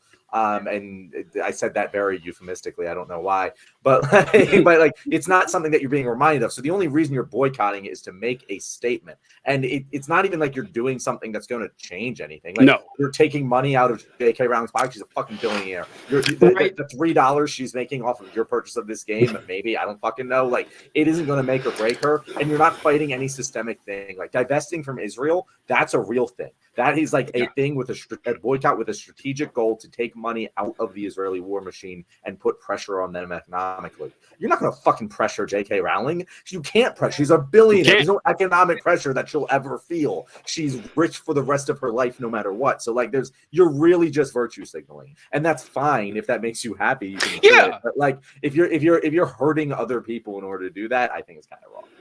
Yeah. That's kind of the dark reality of a lot of the shit that there's no scenario where there's an unhappy ending for J.K. Rowling. She can be the worst person she wants to be for the next 25 or however long she lives, and she'll be a billionaire. So will her kids and her kids' kids. It's the inverse of what we said earlier. Why can't Taylor Swift say something? Oh, she doesn't want to lose money. Look at fucking J.K. Rowling. Exactly. Have you ever seen anyone squander so much fucking goodwill than J.K. Rowling? All time. If J.K. Rowling would have just if she had never opened her mouth after the seventh Harry Potter movie and died 30 years later, she would go down in history as one of the most beloved artists of all time, and for hundreds of years probably. And now she's the bitter transphobe that we all know. It's why you didn't have, and she has nothing to gain from it, nothing at all. I just that is fucking wild, man. I don't understand people being mean to her on Twitter. Fellow transphobes, being her fan and stuff, and being oh, she stands with my values. That's the most I can gain from that. And even then, I'm like, you're losing so much support from people. So But the thing that's getting hurt from her the most, because I didn't know about the Harry Potter game coming out. As far as my brain was concerned, the Harry Potter and everything that happened with it ended when the last movie came out. Oh wow, yeah. Yeah, I wasn't a Harry Potter fan, and so I didn't really know much about it. I just knew that there was movies and there was books and J.K. Rowling, and then I heard about the whole like transphobia thing, and I was like, oh shit, that's crazy. But it's not like people are It's not like people are gonna stop loving Harry Potter. Yeah, People are going to continue to watch the movies. People are going to continue to read the books. yes, It's not gonna matter. that's what it really comes down to for me. That listen. I don't know if you guys have looked around lately, but life is pretty hard. Like it is a slog for almost everyone out there. Like we live in a late stage capitalist hellscape. Most of us, get up, you go to work, you're there hating your life for 8 hours. You come home, you have just enough time to eat, maybe scroll on your phone, watch TV, relax for 40 minutes, play a video game. You go to sleep and you repeat the whole thing 5 times in a row. And then you do all your household chores during the weekend and shit. You don't see your friends. You can't afford a house and everything. And like the small moments of joy you can get are like from something like playing a video game. And I'm going to like shit on somebody because they wanted to drop $60 on this game. It's like, no, it's not changing anything. Like I don't know. It is a lot of virtue. And if someone wants to do it, I'm not going to shit on them either, but I'm not going to, berate somebody for that shit. I don't know. All right. Okay. I don't even know what that seems like a segment. I don't even know what it would be about. I think that was a segment, TJ. I think it went on for 23 minutes. Yeah. I don't even know what it was, but it went on for. I'm glad that it played out like this because we were sitting here Wednesday like, fuck, what do we even talk about? Like, there's like topics we want. We literally said like the religion thing, just like, oh yeah, that's like an evergreen thing. Like it's not like particularly related to anything in the news, but it's gonna be fun to talk about. So that's yeah. So on Wednesday we do a live show and then we do one on Thursday. And so on Wednesday we were talking about the topics and every topic we brought up was one like we've already covered is like somewhere than other. And so John asked who our guest was for Thursday. And I said it was you and how we did a show together talking about your series about how the Bible doesn't make any sense. And he goes, oh, you know what we should do? We should do a whole segment shitting on religion. And I was like, oh, she'd love that. Yeah, that'd be fantastic. So bring it on. I am a professional religion shit talker. Let's go. All right. So we'll reference what Lena said about an hour and 40 minutes ago when she said that it's not Christian nationalists, it's Christians, period. They're all nationalists. They're all degenerate cult terrorists, fascist groomers, every single one of them. So I think that's a little too far. I think that statement is a little too far. Like my grandma, she was no fascist. And the thing about this is that the loudest and most influential Christians are the fascists and are the nationalists. Like they're the ones who have the most swing. So the ones like, and this is like, I don't know how you guys feel about. In fact, I was like, well, how do you guys feel about liberal Christianity? Like, because I'm of two minds with this shit. Because on the one hand, they are better people. They are. They are. I can't deny that. It's like, yeah, okay, they're not berating people for being gay or saying like we got too many darkies in this country and shit. Like they're more pleasant human beings, although it's still irrational nonsense, and they're providing cover for the people who do believe all that stuff. And so whenever I point out, hey, this is just irrational, magical thinking based on the screeds of Iron Age warlords that, sacrificed virgins and shit.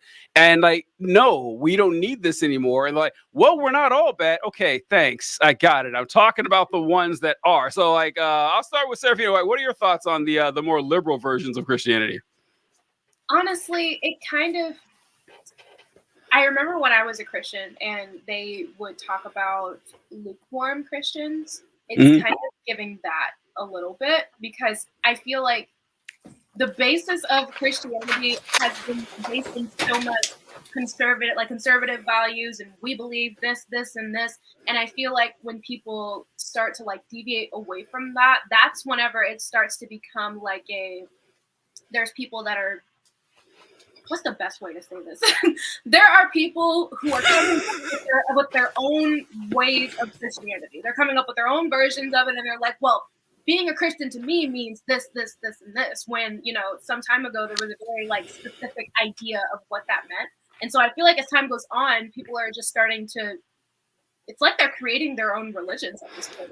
It's cafeteria Christianity is what it is. Yeah. Yeah, it's like they're steering so far away from like what it was based in, because even they can see the issues and what it was based in. And so I don't know. I mean, I feel like it kind of gives the idea of being a lukewarm Christian that they were talking about when I was in church, because they would be like, well, there's these people who only follow this part of the Bible and this part of the Bible, and they only believe in this, and they're not true Christians because they don't follow everything. And it's like, you don't follow everything either, because last time I checked, you're wearing 2 different fabrics, bitch, and I know good and damn well. What do you think, John? Good and damn well that's cotton and polyester, and you're going to hell. Right? Yeah. So I think that you've said it before, Teague. I hate to steal your thunder here, but the idea that the liberal Christians are much better people, but they're ideologically less consistent than the conservative Christians. And yes.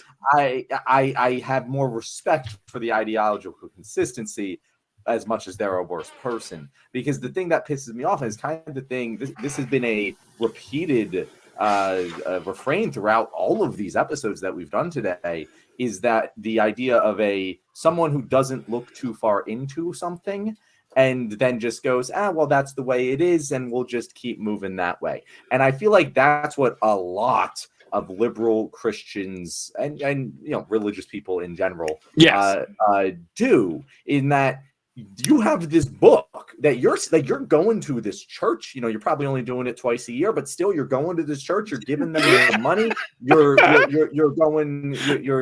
reading this book. You're telling your kids, hey, this is the truth. There's a God in the sky who's going to be judging you and all this shit. Like, you're telling children this as if it is true. And I know you don't actually fucking believe it, because if you did, you'd be like the crazy conservatives. But like, if you don't believe it, like, why don't you just examine that and decide whether or not you should still be involved in this belief system? Like, and for me as a Catholic specifically, like I remember being a kid and I was raised Catholic and religious and stuff. And I remember being like, I don't really believe this shit. Like even like from a young child, when I was like, my brain was like, oh yeah, I believe in God. There was still a part of my brain that was like, but do I really? Like, always. That's the only memory I ever have with my religious experience. It just got less and less belief over time. But like, I remember I watched Spotlight. And if you've never seen Spotlight, go watch Spotlight. It's a great fucking movie. But like, I remember I watched Spotlight. It was actually, I was at my girlfriend in the time house, and I ran out of the room and started bawling my eyes out. And like, my girlfriend was like, what's wrong? He's like, I couldn't stop crying. Your dad's right there. I couldn't cry in front of him. I'm sorry. But it personally impacted me. And I remember going to Christmas Mass, that next Christmas Mass, and just feeling disgust, watching all of these grown-ass adults, who many of them I grew up respecting, who took care of me at various points, who were who know all of this happened. All of this information was available to them about the Catholic Church for years. And they're going and they're attending and lending their support and giving money to the Catholic Church. And I was just disgusted. And that was the year where I told my mom, I can't go anymore. I can't do this anymore. I'm done. And it wasn't a pleasant conversation, but you know what? I had it. And I have lived a better life since then for having done so. And it really upsets me that so many adults don't examine these things anywhere farther than, well, this is the way it's always been. This is what I've always done. I'm not going to really think about it. And I'm just going to continue to give money to the largest pedophile organization on the planet. And like, and for non-Catholics, maybe that isn't that, but I guarantee you whatever fucking church you're going to probably has a lot of abusive behavior going on too, because that's how fucking organized religion works. So like, yeah, that's how I feel about about liberal Christians. They piss me off more than the conservatives do, because at least the conservatives don't pretend to be good people. I couldn't agree more. I just like, I 100%, because the liberal Christians, like, look, I'm glad to have you on the team for decency and all that, but I don't respect you as much. I'm sorry. I don't, because you're gonna, I get weirded out whenever I talk to like gay Christians, And really weird thing. Go ahead, Siri, go I'm ahead. so glad that I am not the only person, because it freaks me out as a queer individual myself, because I'm like, they have spent so much time and energy hating that we exist. How is it that you can, and see, I try not to judge anybody. I'm like, live your life how you want to live it. If you want to follow this religion, go right ahead. That's great for you. I just don't get it. It freaks me out whenever I see someone who's like, oh yeah, I'm gay and I'm a Christian and I go to church and this, that, and the third, and they accept me. And I'm like, they don't. They do not.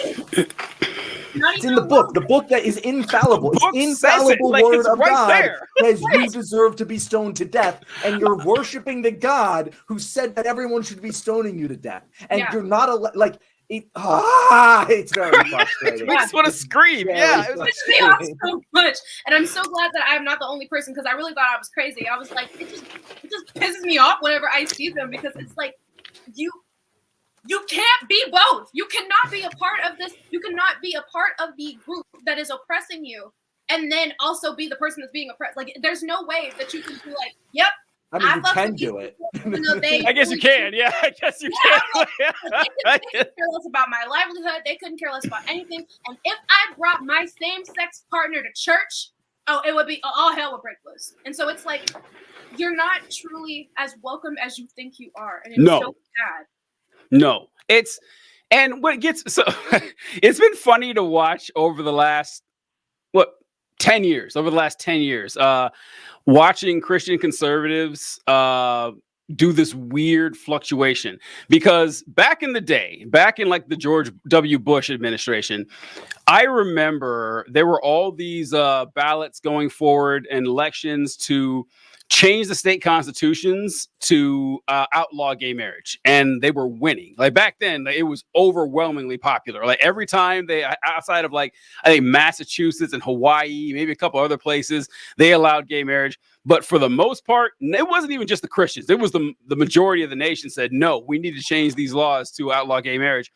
But the Christians were the loudest about it. Like because they had the popular will behind them, and they were leading the charge, saying the same shit about, homosexuals as they say about trans people today, that, they're here to take away the kids. They're threatening the very stability of our nations. Then public opinion started changing over the next, decade or so. Then Obergefell v. Hodges happened. And then instantaneously, they're all like, oh, I never cared. I was like, yeah, the fuck you did. I was there. I saw it. You cared a lot. When you guys had all the power and all the influence, there was nothing you thought was more, disgraceful than a homosexual person. Now that society's accepted, you approach us in this ingratiating and obsequious manner. It's like, oh, we've always been this kind. No, the second you get power, we know what you're going to do. And the unfortunate thing about the liberal Christians, though, as much as they annoy me, is we need them. We need them. It's like as much as I wish it were not the case, like atheists are a very small % of the population. And people point to the nuns. Nuns are not atheists. Please stop saying. I hate when people do this. No, because they always say that. Because I talk about how Christians are a majority of the population, and like almost everyone believes in God. And I always get some fucking comment saying, maybe you haven't seen the polls lately, but 20% of people identify as nuns. That doesn't mean you're an atheist. Doesn't mean you're an atheist. Like you're probably. I'm sorry. I was so confused because I kept hearing NUNS. Oh, nuns. Like, who the fuck is arguing nuns are atheists? That's the dumbest thing I've ever heard. Gotcha. My bad. That's funny. That is funny. That is funny. Yeah. And so the NONES, the nuns. There's no religious affiliation. Yeah. Yeah, thank you. I'm like, that doesn't count as atheist. That just counts as like undecided. Exactly. That's what most of them are. But it all fucking ties together, because like that's the liberal, like there are probably the majority of people. I don't know. That seems like a harsh statement, but like a fucking significant amount of people, when gay marriage was, hey, we should get rid of gay marriage, they're just like, yeah, sure, we'll go along with that. Yeah, why would that be the case? And then afterwards, after like gay marriage, they're like, oh yeah, cool, yeah, gay people are cool, that's fine. And in their worldview, that is ideologically consistent. It was just like, yeah, the status quo, we support that. And it all and I really, really fucking believe this. It does stem from religion. Like, I really hate to be fucking Bill Maher about it, but like when you are taught from a fucking like baby level, hey, yeah, there's a book and it's infallible, and there's a God and he's infallible, and don't think too hard about it and just trust everything that the people who are in charge are telling you. That's what religion is. It's just fucking, it is that, it's indoctrination to that mindset, and that mindset is pervasive, just like I said in our previous episodes, across interpersonal abuse, across genocide, and everything in between. And it starts for so many people in a fucking church or whatever religious denomination they belong to. I will never forgive religion for this very thing, because even like this wasn't supposed to be like an episode about queer issues or whatever, but it's kind of like it's just perfect for this. Is that just the fact that it seemed like the fact that we have a word for homosexuality, honestly, can just be traced back to Christianity. Because if it's really funny that all these fascist guys like the Nick Fuenteses and Charlie Kirks, right, how they have this, just tumescent hard on for ancient Rome and ancient Greece and everything, where men were really men. It's like, they were fucking on each other, like yeah, exactly. Like like in ancient Greece, how do you separate the men from the boys? With a crowbar? Like that's a thing. Like that, they were like that's what was going down back in ancient times.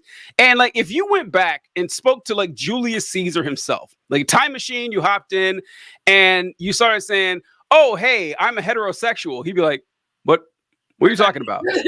he would, what does that mean? Exactly. He'd be like, "Well, what does that mean?" He's like, "Well, you see, I'm a man and I only have sex with women. If I had sex with men, that would be wrong." And so a homosexual is a man who only has sex with men. And it would confuse the fuck out of him. It would be like if someone came up to you and said, "Yeah, I only have sex with people with red hair. That's what I do." And you're like, "Wait, what? Why? Yeah, what are you talking about?" And it's like, it would be that confusing to them because they didn't have these categories of. Now, as we mentioned, they were a little bit too cavalier about these categories. Like it did go a little far. But this whole idea that heterosexuality is good and everything else is this weird aberration, and we beat it into people as children, and they grow up thinking it's normal, and which is why this is why the conservatives are freaking out so much. It's like, oh my God, Gen Z is 25% identify as queer of some sort. It's like, yeah, the real number, naturally is probably a lot higher. It's probably I was like, that seems kind of small. Yeah, because if I hadn't have grown up, being taught that heterosexuality was the right thing to do, and don't compliment another guy because that would be gay. You don't want to be gay, do you? Yeah, I would probably be queer too. That ship sailed for me a long time ago, but it's just someone heard none as well. I saw that. I was so confused. That's so funny. It's like TJ said, "Who's saying nuns or atheists? What the fuck is he talking about?" Have you told the Christians in your life that they need psychiatric care? Give a garbage. How do you guys feel about that? How do you feel about that? Because I rarely say that, unless they go really, really far. What do you guys think? That they need psychiatric care, they need to be medicated? Nah, but I have suggested mental health to people because of religious hangups they have. I don't go around on the streets yelling at it, but when I'm like, "Hey, you need this," and it's related, whether they have to need it first, it might be related to the religion, but it's not because they're religious. I think they need it. You know what I mean?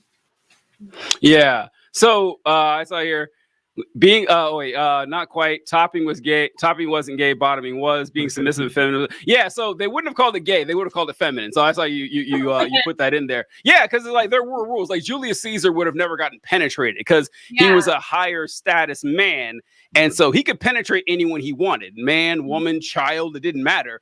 But you just couldn't appear as feminine. That's where the problem was, because that was for lower status males. That was for slaves or your secretary. Yeah, boys. Yeah, exactly. And then you had to graduate to be the person. It's just so weird how that goes and everything. But yeah, I think that a lot of the sexual repression and trauma that people feel is entirely due to religion. Like it's entirely due to it. It's sad to watch.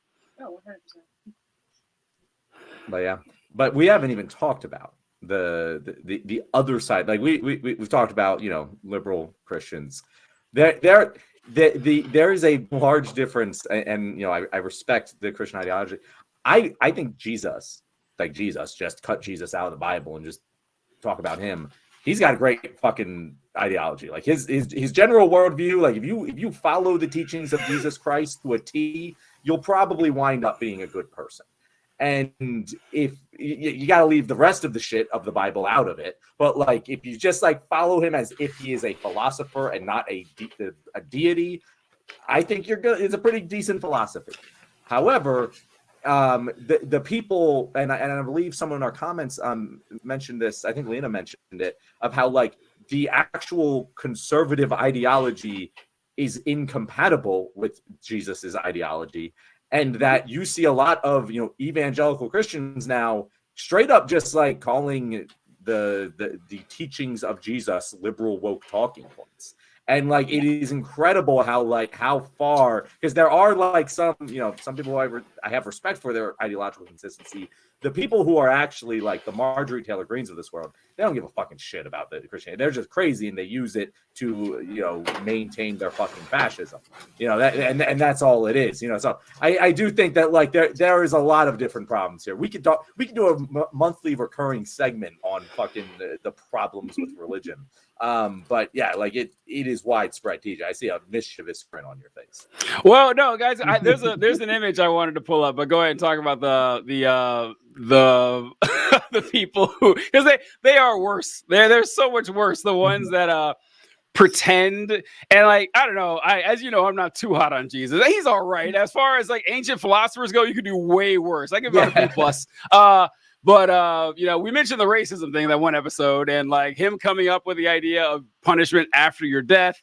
I'm not gonna pluck my eye out because I'm lusting after a woman. Not doing that or some shit. So yeah, like, there's some stuff that I was like, okay, it's kind of weird. So there's definitely some stuff. He's yes, overall, perfect, not that I'm bad. talking about the overall general ethos. Yeah.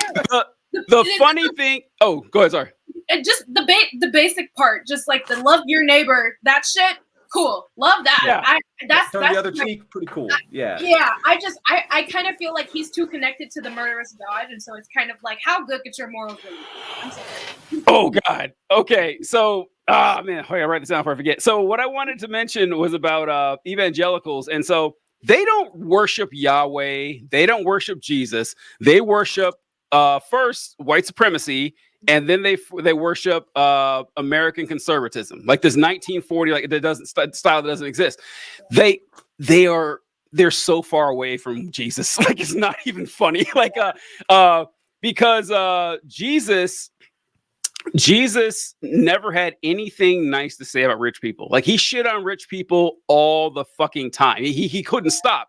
And what do? Like they praise the rich people, like and with every chance they get. And it's like the number one thing Jesus did was talk shit about rich people, and you guys can't stop. Like, oh, we need to cut their taxes and shit. That's that's wild to me. Sophia, what did you say before I just started talking? Do you remember what you said?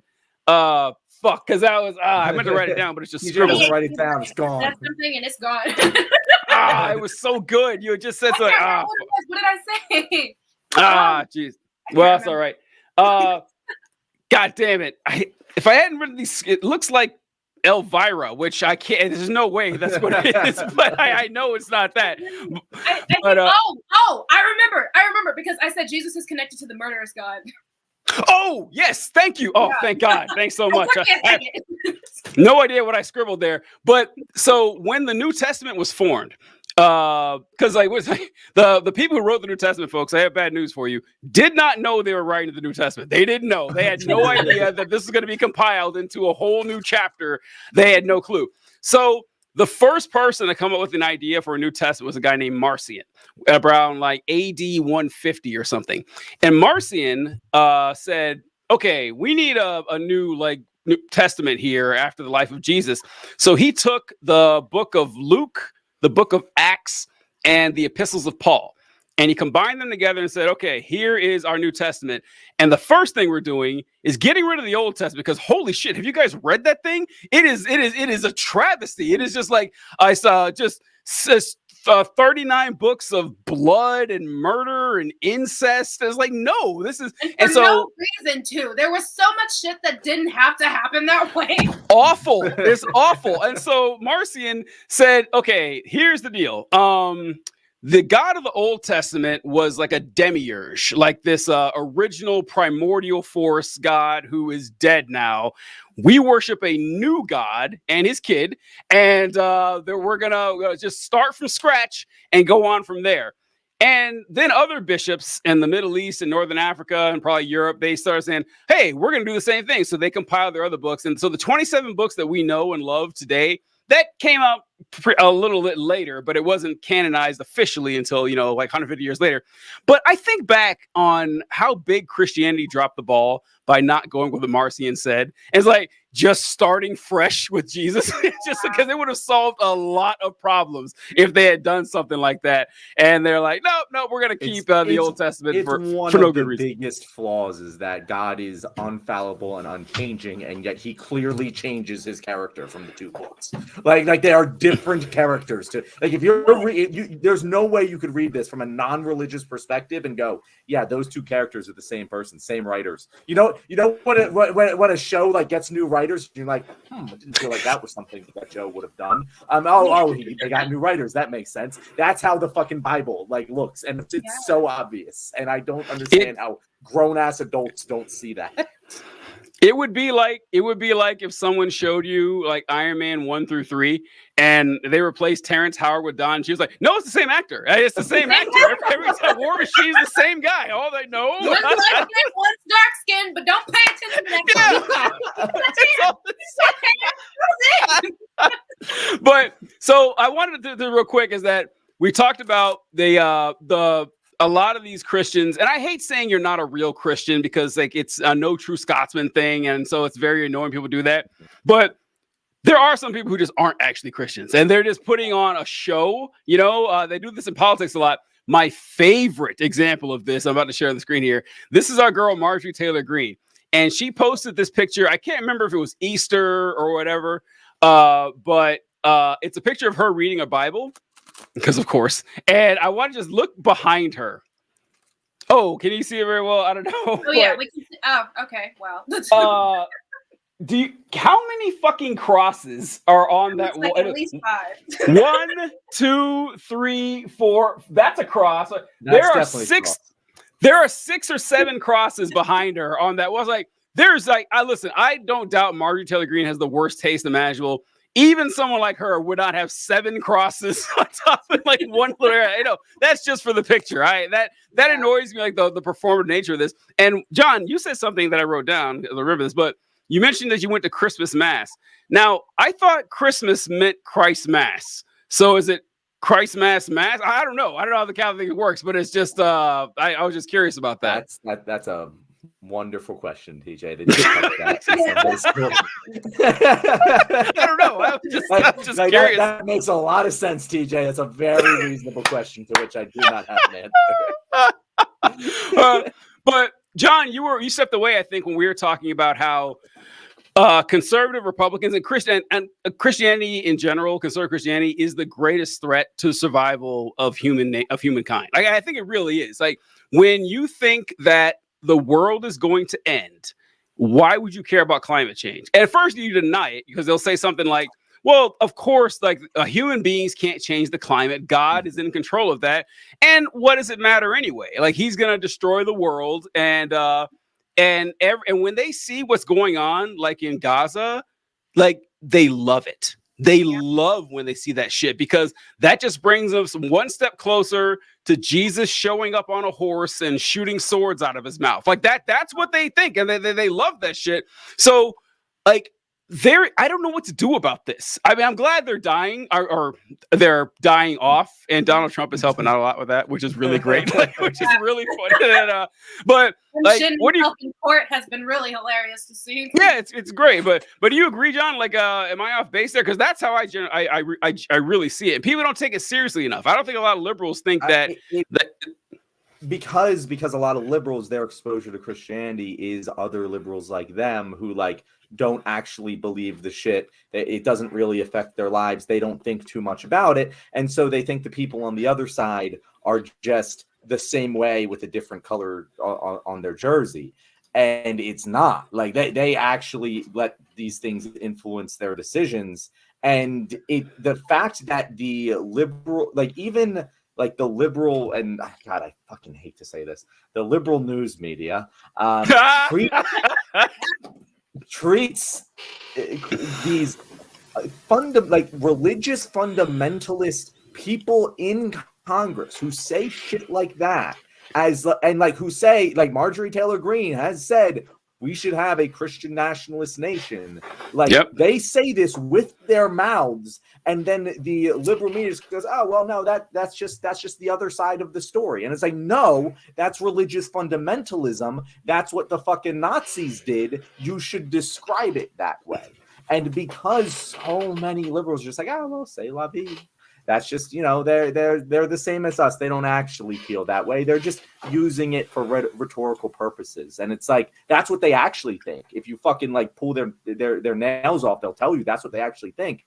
But that's not real. It's just fake. And the reason that they don't know it's real is because, again, they don't examine this shit too hard. And it's really a shame. Serafina, your thoughts? So, honestly, I've seen, to be completely honest, I have to come from a standpoint of like being a Christian at one point and having this idea of like everyone should be a Christian. This should be a Christian nation and everybody should follow it and all of that. It just comes from a place of true ignorance because you are just believing with everything in you. My religion is the only true religion, and everyone on planet Earth should follow my religion and my God and all of this. And it's just like, at the same time, they claim to be so loving. They claim that their God is so loving, so forgiving, and all of this, and they care so much about the issues and stuff. But in the exact same breath, if it wasn't a so-called sin for them to kill themselves in order to get to heaven in time or get to heaven or whatever, they would do it in a heartbeat. And that's the reason why they don't care about other people's lives, because they're like, well, I mean, God's gonna kill the world anyway, and everybody's gonna die anyway, and so it doesn't matter. And it's really sad because those exact same people will also turn around and say life is precious because God knew you whenever He conceived you in the womb, and so that's why abortion shouldn't be a thing. And so it's like there's this big circle of them contradicting themselves over and over and over again, and they can't see it because I didn't see it when I was a Christian. I was completely just in it, and I was like, I mean, hey, this is how I feel. I was pro-life. I was a hardcore Christian. I damn near a fucking conservative. Like I was just on it. And like I said, it just comes from a place of ignorance and being in this little bubble of believing that since your religion is the only true religion, that everyone should follow your God and everyone should believe the way that you believe. And it's really, really sad to see people in power have those thoughts. It is sad. It's also so frustrating too, because I remember in my days of being like a conservative Christian and everything like that, there were a lot of very apparent problems that I kept having to shove away because they didn't like. And you mentioned the not committing suicide thing. That one I thought about a long time because, like, so in Catholicism, John, correct me if I'm wrong here, but like Catholicism doesn't believe in eternal security of the believer. Like you can be a Christian, but if you like commit a mortal sin, you can still go to hell, right? Is that true? Is that not how all Christian? Oh no, not for, no. If you commit sins, you go to hell. If you kill yourself, you're in hell. No, if you're a baby, if you're an unbaptized baby, you're in purgatory. If you're a baptized baby, but you like, I know there was a way where babies can end up in hell. I forget exactly what it was, but I remember like reading about it. Just like, fuck, that's. I thought unbaptized babies went to limbo, and I don't know. I'm not a Catholic. I don't know. It's been a little while since I've done this research. So All right. So for Baptists, we believe in eternal security of the believer. So what we call it once saved, always saved. So that, you convert to Christianity, you say So what? why not sin? Well, because if you have the Holy Spirit living inside, you're not going to want to. That's just But why does the church say you shouldn't sin? Like why? Like I'm just saying, like, oh, you shouldn't do that. Why? Because it's a sin. You'll go to hell. Like that's what I was told. Like, what do they tell you? Because it's a sin. What happens? Nothing. Like, so if you sin and you strain your relationship with God, like the prayer, God won't listen to your prayers. You can't take the Lord's Supper. You'll get a smaller mansion in heaven. You'll have fewer crowns to cast at the feet. I know that one always made me. I was like, okay, smaller infinities. That's fantastic. That always did make me laugh. I was like, okay, I'm in heaven. What do I give a fuck how big my mansion is? I'm in heaven. And it's like, who cares? And so, so the suicide thing, but that didn't apply to us. But I did think a lot about abortion because we don't believe that babies go to purgatory or limbo or hell. We always taught that infants died and went to heaven, although it's not in the Bible anywhere. Yeah, that's what we were taught too. We were taught that it was up to a certain age, like 12, once you're past 12. Yeah, which random.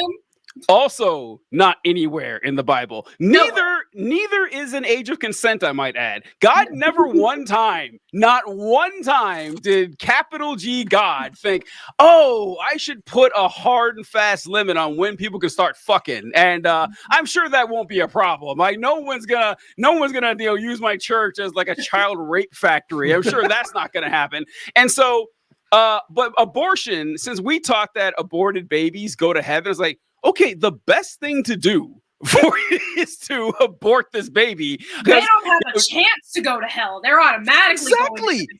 So it's like, why is this seen as a bad thing? Yeah, Jesus said that. What did he say? Broad is the way, and wide is the path that leads to destruction, and many there be that go in.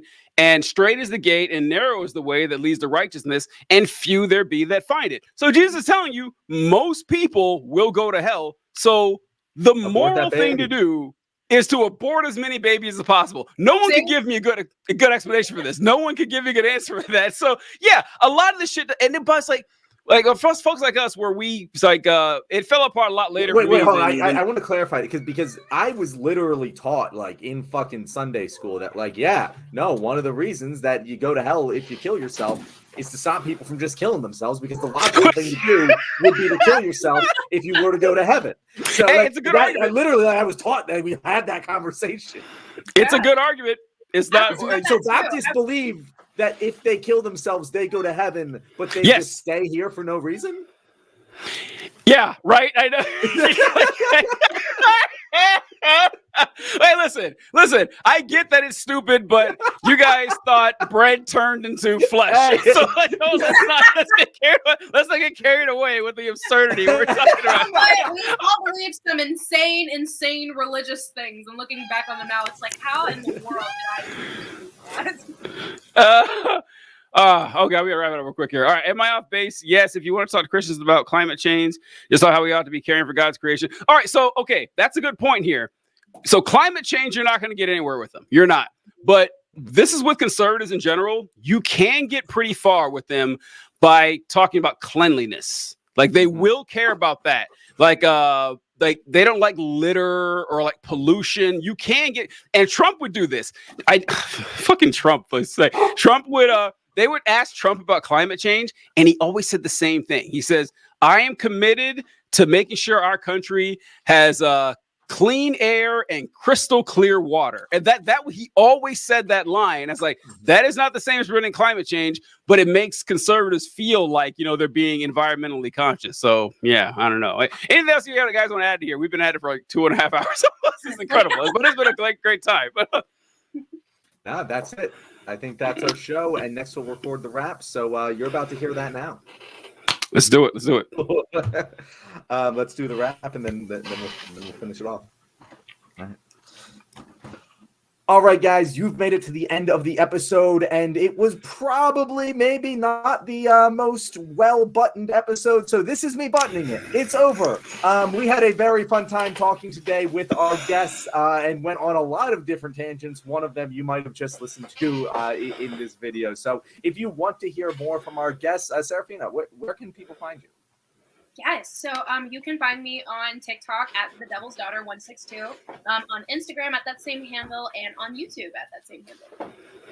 Thank you very much, Serafina. It was a great time, folks. We had a blast. We appreciate you joining us. Come back next time. All right, good stuff. Serafina, you haven't been around, but that is the tamest outro I've ever done. Usually I try to sneak a joke in there, but I know. I just like, today I was like, we kind of like hit the gas up pretty hard today. So thank you all right. To everyone who's been watching live. We're gonna wrap now. To Mark and Lena. And Lena, I hope you loved that, Lena. I really did. We tried our best. We tried. Good stuff.